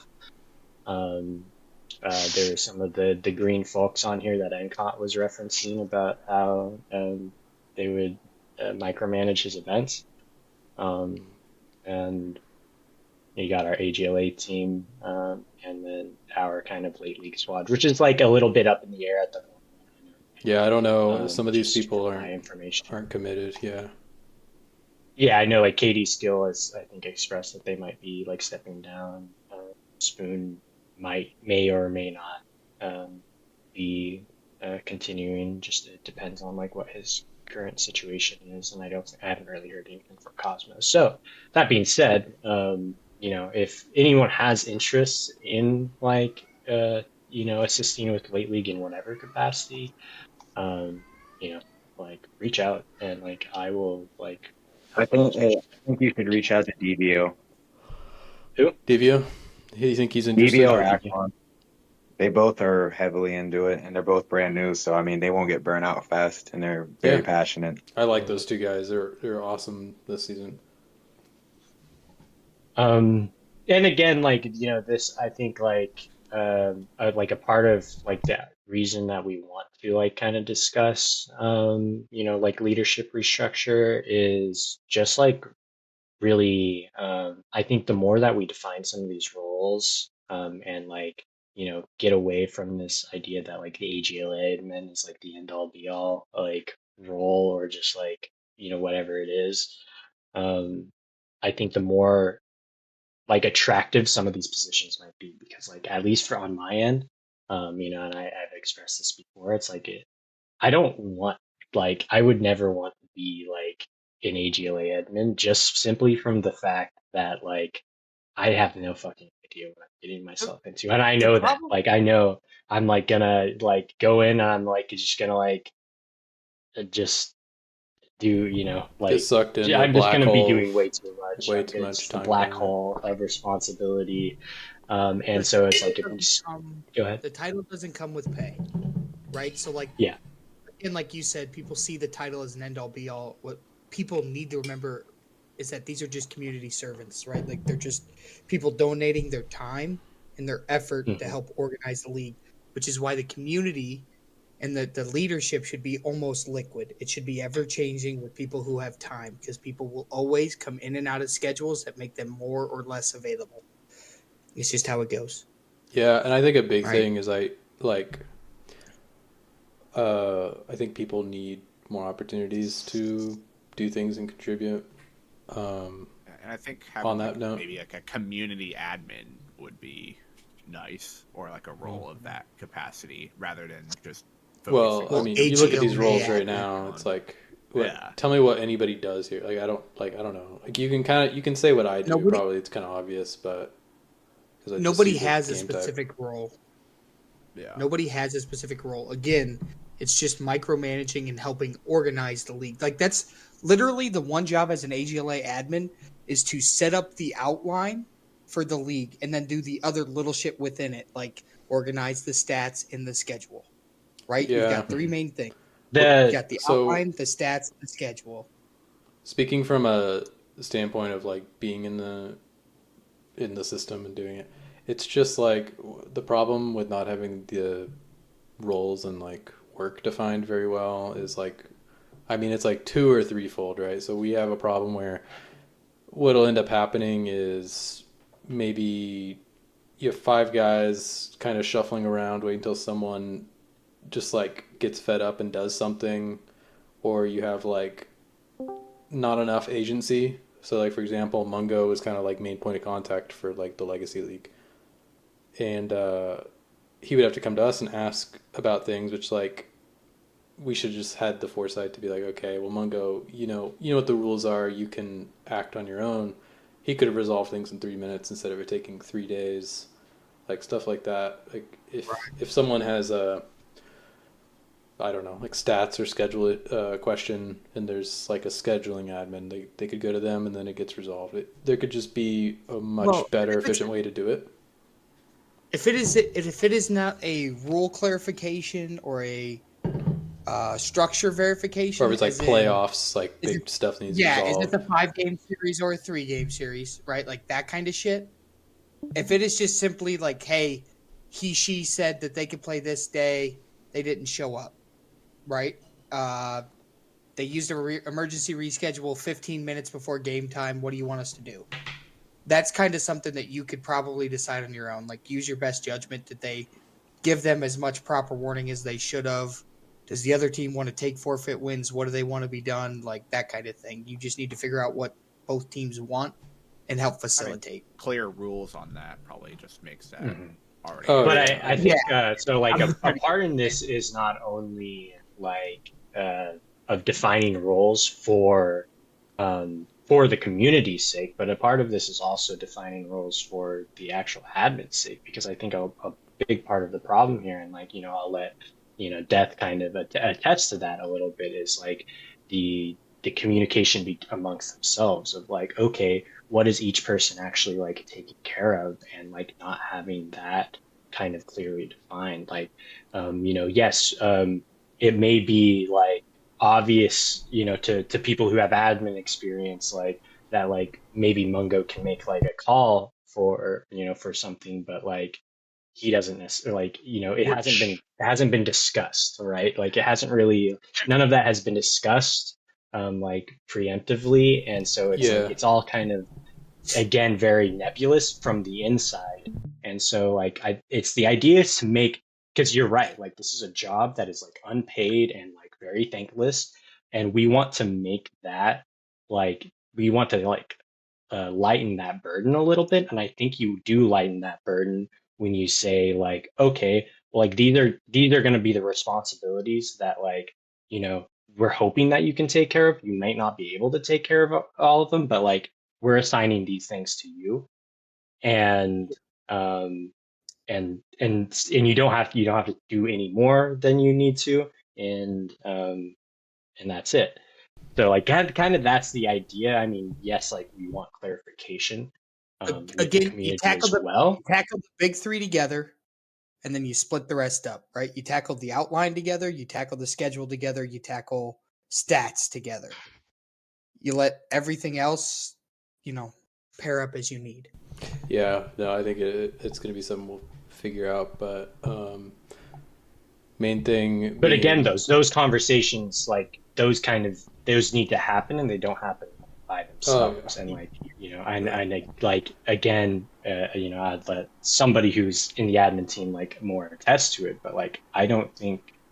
And again, like I've been a part of these. I've been a part of like the non-communicative like admin teams as well. Like, these conversations just like don't always happen. Sometimes, you're discussing something and then like you don't pull the trigger. Sometimes it's an announcement that like you're fleshing out, and then like nobody announces it because it's like who decided to announce it. So it's like you just, I think, again, putting an emphasis on having those conversations, like you pointed out, and then giving the team clarity, and then also the community clarity as well, because you do come from a different perspective where you have been in this role, you've been in a leadership role, you've been an AGLA admin, so the behind the scenes, but that's like not the general like community. Like the community doesn't know what an admin does. They've never done it before. So like what like right.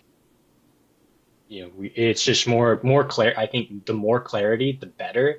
And like this is, again, like as you said, this is very liquid. Like this is ever changing, but it's something that I think should be revisited often. And I think there should also be kind of maybe a little bit more of a proper hierarchy. Re-election used to be like once a season or once re-election? a year. That's amazing. Yeah. I wanted to do elections.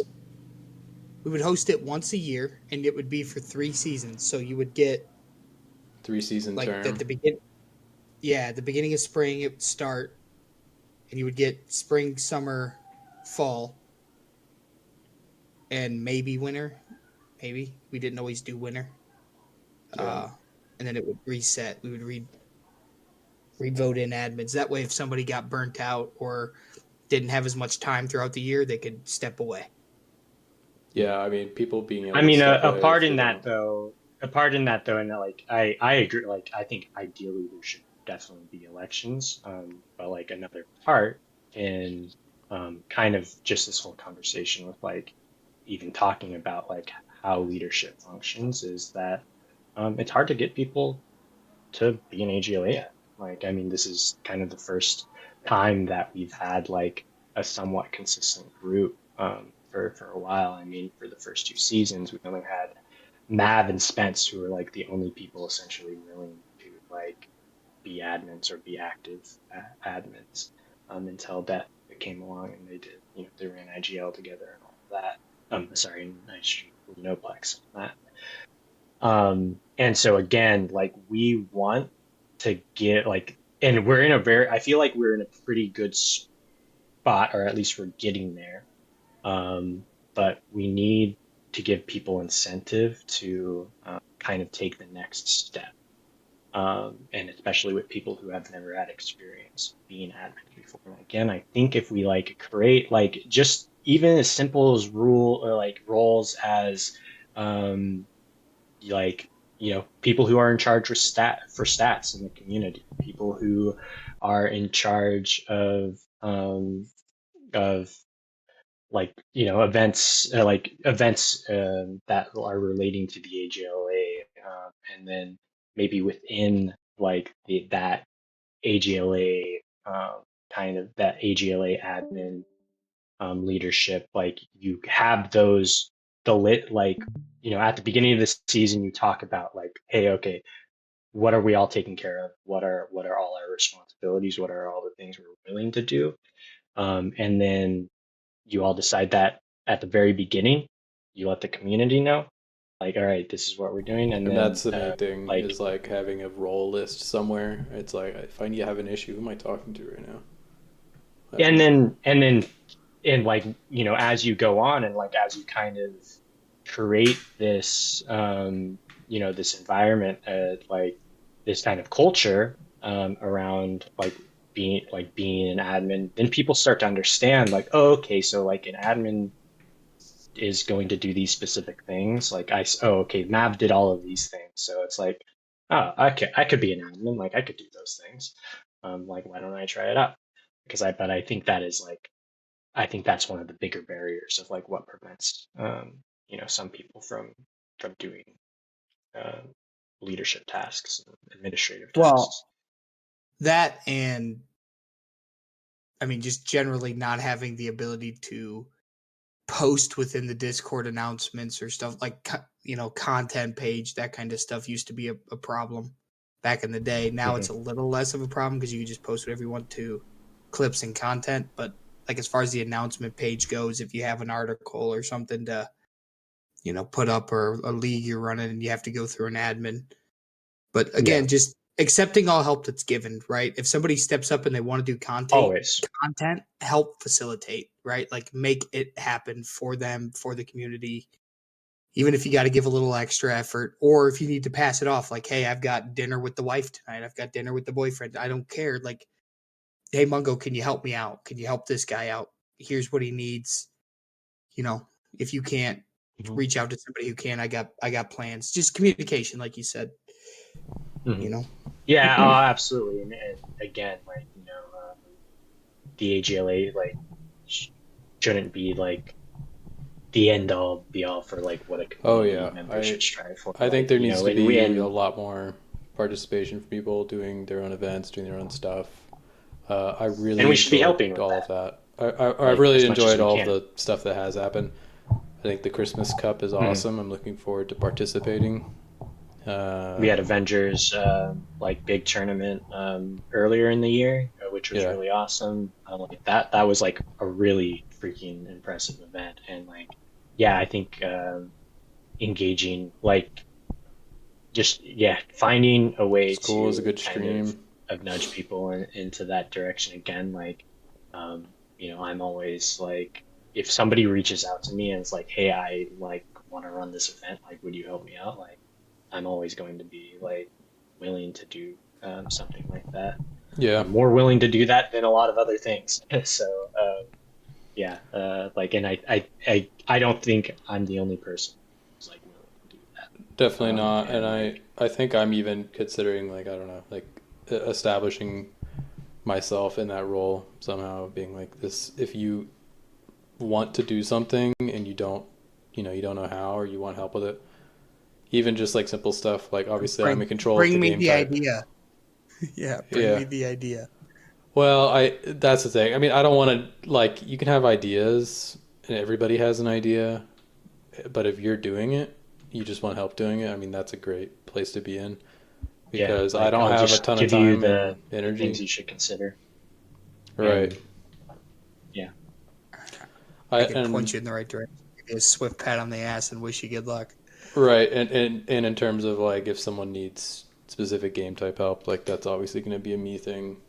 And I can tell you what's possible, what's going to like be feasible, what'll work. But kind of like going forward in a very concrete way, like in terms of the schedule, like we've been talking about doing the next AGLA season after the holidays. That's kind of just like the best timeline I can think of at the moment.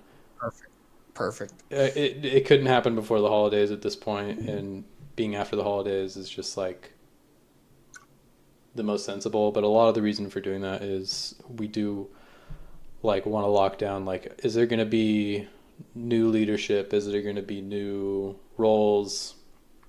What systems are going to change? And what new events and people want to get involved in things. So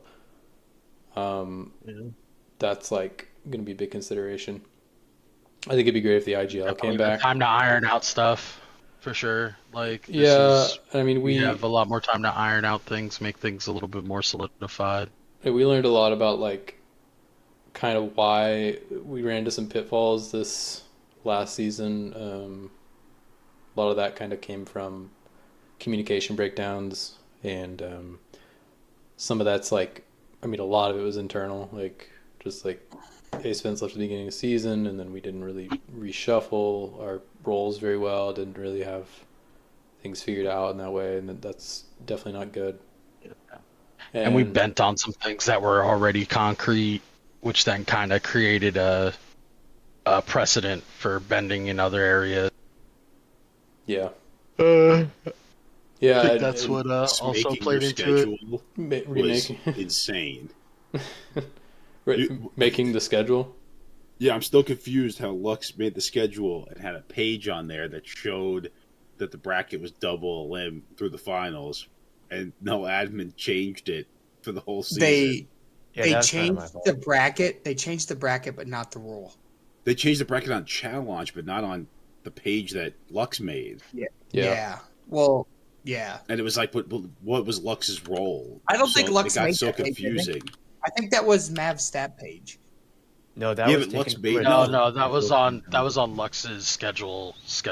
That there was internal communication issues with that. Yeah, that wasn't even supposed to be. Either way, that's silly, fellas. The only benefit you get out of a best of or double a limb like finals, if we don't get to choose host games 1 and 3 and 5, then the only benefit we get would be getting a bracket reset. But we did address that already, that the admins will have better defined roles, because I think that's what really fucked it all up. Was that I didn't know who made that schedule, and nobody even knew. Nobody knew what was going on. Well, I mean, that's not even so much of an issue by itself. It's like there wasn't the oversight of being like thorough on all of that, like just paperwork and everything. Like, it wasn't looked over well enough and decided on and then communicated.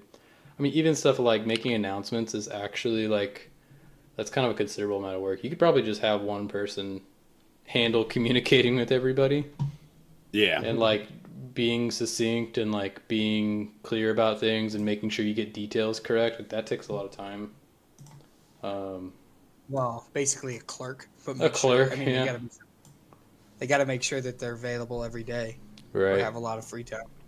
But I mean, that's an exhausting job, right? Like, it could be. I mean, but make it somebody who loves drama, and they'll fucking be so happy. Another thing we kind of wanted to focus on, and like another like a big reason for why it would be after holidays, is because some stuff might be possible to automate, like things like stat entry or things like around the schedule, and to help captains out, because I mean captains have a big responsibility trying to figure out scheduling, and scheduling is like one of the main pain points when it comes to the season, and also most of that like that's just like administrative stuff. Like you just got to figure out like who's available when, and then that's just about being organized enough. Yeah. Honestly, that's just a matter of effort. And again, who wants to give the effort? Yeah. You know? So it's systems we want to build up, but honestly, like a big thing is I want to see more community members that like want to do things like what Incod is doing, having like the ability to do that. And I think it'd be awesome if there were another mini season, or if somebody was like wanting to take the reins on something like IGL. And I know, I mean, on that topic, Jake, didn't you have is he still here? Yeah, I'm still here. Oh, you came back? You said you had an idea, right? I was having some connection issues there for a minute. Yeah. Okay. No, I was just like, we were talking about like player retention and like getting new people in. I know on my team this season we had like 2 people that like kind of wanted to play more, but they never really got a good chance. Oh yeah. So they just kind of like faded away. So I don't know if like there'd be a way to like get like a new person's night, or like it's people who are like not going to be the main people on the team might have a chance to get a chance to play more. Because I know if I didn't get to play at all, I would fucking not want to sign up the next season.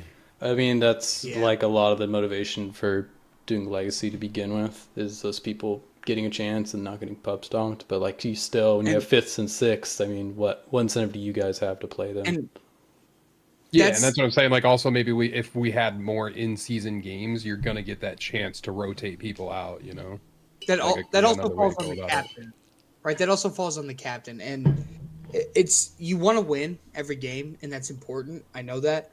But as a captain, especially in AMI, you need to urge your 5th or your 6th if we're going to have odd men out. Because there's no point in hosting a team if you don't have a captain that can handle it, right? If you're going to just have a team that falls apart, you'd rather just not create that team.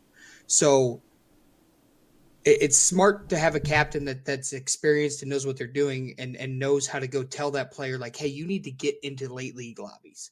Like when you see the Discord and it's lighting up and there's a queue, you need to get in it, so that people can see your face, recognize your name, because then not only can I as a captain see what your potential is and see you improving and learning, and I can be there to help teach you, but at the same time, other people could see, other captains could see, and then they could potentially try to trade for you to give you playtime if you can't get it. Or use you as a sub. That we've seen that this season in Legacy. There was players that probably wouldn't have gotten nearly as much playing time as they did if there wasn't the fact that they were in late league playing and Big Al picked up his what subs.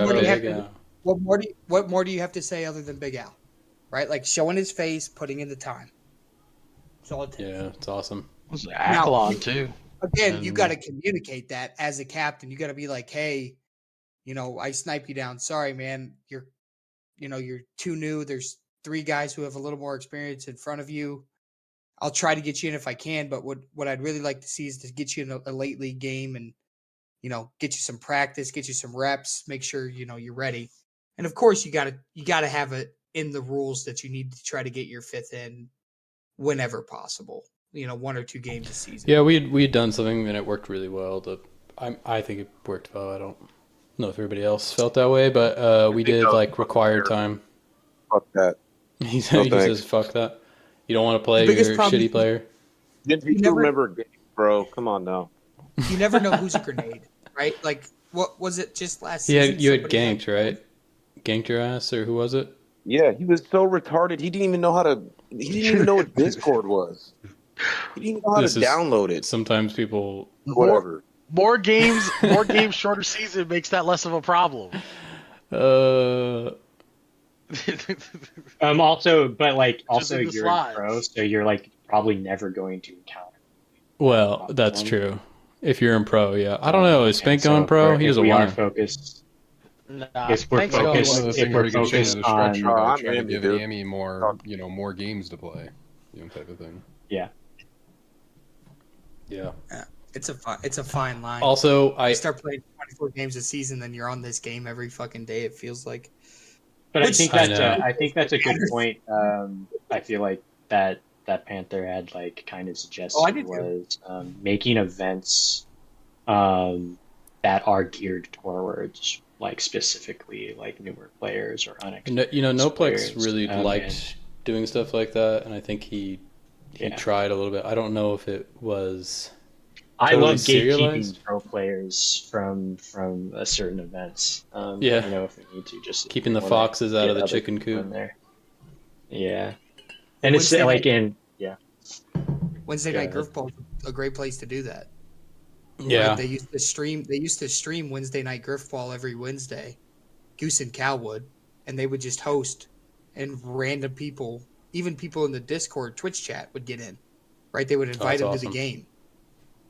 And then that way a couple people got into the league because not only are they, they're able to pop in randomly on Twitch and see it, but they're also like on the Twitch screen and actually playing in the game. So it's like this cool experience that they get to have as well.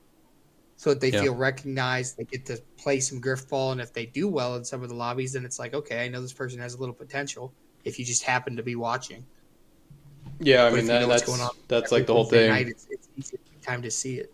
If we got community members with the stream key, and they're out there streaming regularly. If anybody's like, man, I like casting, I like hosting shit, I want to be doing some of those cool ideas. I'd love to get more people involved in all that. And I think like the way to think about it is like there's like a certain amount of energy and like a level of energy we have to put into things, and like 5 people as admins can kind of do some of that, but the amount of output that we're going to have is nothing compared to like if you have like the whole community kind of involved in shit, and multiple different programs, like going like the late league circuits, stuff like that. And just like if someone wanted to get that stream key, that's like a totally viable thing. Like start serializing a stream that you do every Wednesday. It could be awesome. Another thing is definitely want to have like going forward, like I don't know, we talked about like a mod mail type thing where people can send in to some chat like specific questions and then get a response from admins. So it's like, I don't know, that's like a whole other thing. We're kind of running long already. Like a help desk. Yeah, like a help desk. Like a help desk sort. Just a lot more, and also like cleaning up the Discord a little bit to just kind of, you got that stuff at the top. We talked about like even like a bulletin board of like it'd be cool to do this idea. Does anybody want to jump in on this? Discord is a nightmare for content too. It's just kills content because Noplex was doing great interviews, and the discussion of the interview would just bury it. So 2 people talk about the interview, it gets buried and it's gone forever. It's kind of tough. That's why you need to make a clips or announcement channel for content. You need to make a content channel that is literally post only, and it needs to be admin controlled. So you have to have permissions. And it's, hey, like I used to give shit to Goose or Cal all the time. Every podcast I ever made, I had to email the Goose Checka. Every single fucking one. Yeah. And then she would have to go through and post it on the site. So, well, I mean, there's a way to do it. Yeah, I think that's a good idea. It's an extra Content was getting lost so fast, and it was just. I've always kind of hated that. Yeah. You could even go further in the specific channel and make specific subcategories like podcasts, interviews, championship championship interviews, like all that kind of shit, right? I mean, I think it'd be cool to even have like an entire, just like that's not under Grifball discussion, that's like in its own area, and that's just where stuff gets posted up. Plus, you could do the same thing. Shitter interview, the most underperforming player. You could also can have it up by the announcements, and you can have a place where there's easily accessible schedule, and not only schedule but stats. So like a drop down where like announcements would be, we'd be able to click it. There would be 2 links: one to stats, one to maps, one to, like all the current shit we need for the current season, and it's just all right there in one convenient click. Just bang. We started doing that, but it wasn't up to date. But so that's kind of like dead in the water if it's not up to date. But yeah, that's another thing. Like the Discord, I've made some attempts at making it look a little better, but it's just going to be a evolving thing. You know, it's kind of tough. Like the way it's built, they don't want you to. It's not like your own website. It's not like a forums page. People don't really care about using the forums section. So it's just like, yeah, I don't know. It's not what we're used to. Like stream of consciousness chat is great for just hanging out and saying stuff, but in terms of like building up content and everything, does not work the best. And another thing, I definitely want to, like having a mod mail area, but also like I definitely want to have town halls pretty often, and people just talking about what's going on. And from an organizational standpoint, I think the admins will also like, it would be like we meet, leadership meets, talks about what's going on, stay on the same page, all of that kind of stuff, more events, updates. I think if we do end up restructuring and having someone handle communication as like their main job, that could be a lot cleaner, a lot better. And or at least 2 people. Yeah, so just something. Split. Like, hey, Death and Pop-Tart are the 2 people you reach out to if you have an issue or a question. Yeah, I mean, I don't know. Pop-Tart doesn't want to. He doesn't want to take questions. I'm just using examples of right. Yeah, I don't know. I mean, I think that's like it. I want people to be thinking about this stuff. We're kind of coming into like the dead part of the cycle for Grifball. So, I mean, definitely after playoffs feels pretty dead. Sorry, I agree with you on the town hall thing, but the timing is what's important, right? Like if you're about to host a season, host a town hall a week before you even decide captains, or a week before you even get captains open, because then you can before you even put signups out. Before you put signups out. Yeah. You could lay out the full. You can get the pulse of the community. Like, hey, show up this day. If you can't show up, text me your questions, comments, concerns. I'll let you know what we figure out. Right? Like, yeah, I like doing it. I like talking to everybody in voice. It's fun. It's cool. So I'm totally always on board. I feel like that's when the most work gets done too. Oh yeah. I mean, I feel like most things have been ironed out in voice chat than like any. Probably has the sexiest voice in Grifball too. Who? Just gonna throw that on the record. Death. Me? Oh, who's got the sexiest voice? Oh, Death does. Okay. Sexiest. Yeah, more, and maybe I can start my podcast. But yeah, I like the either way. It's just nice. It's nice to have somebody there to hear your opinion and tell you, like, either A, yeah, that could actually work, or B, you're retarded. Like, shut up. That way it's you know if you're cooking or not.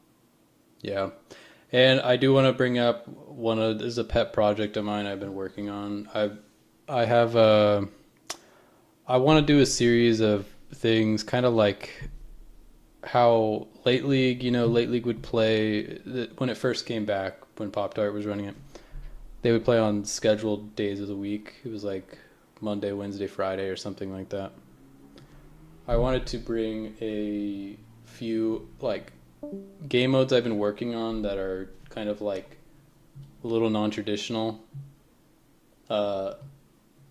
to a schedule, like on like Saturdays. I was thinking about calling it Action Saturdays. I don't know. I wanted to start it like before Thanksgiving because I had this one idea that kind of feels like game mode feels kind of like football.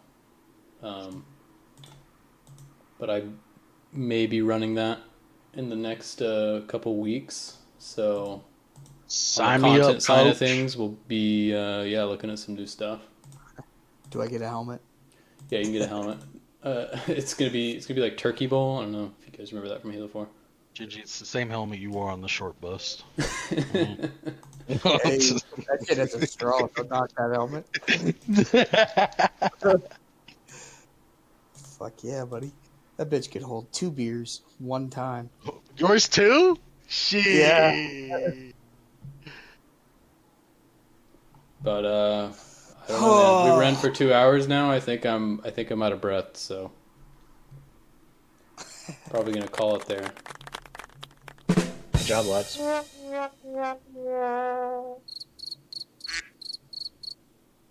How many people did we end up having rotate through? Like 20? All the people that left? In and out, yeah.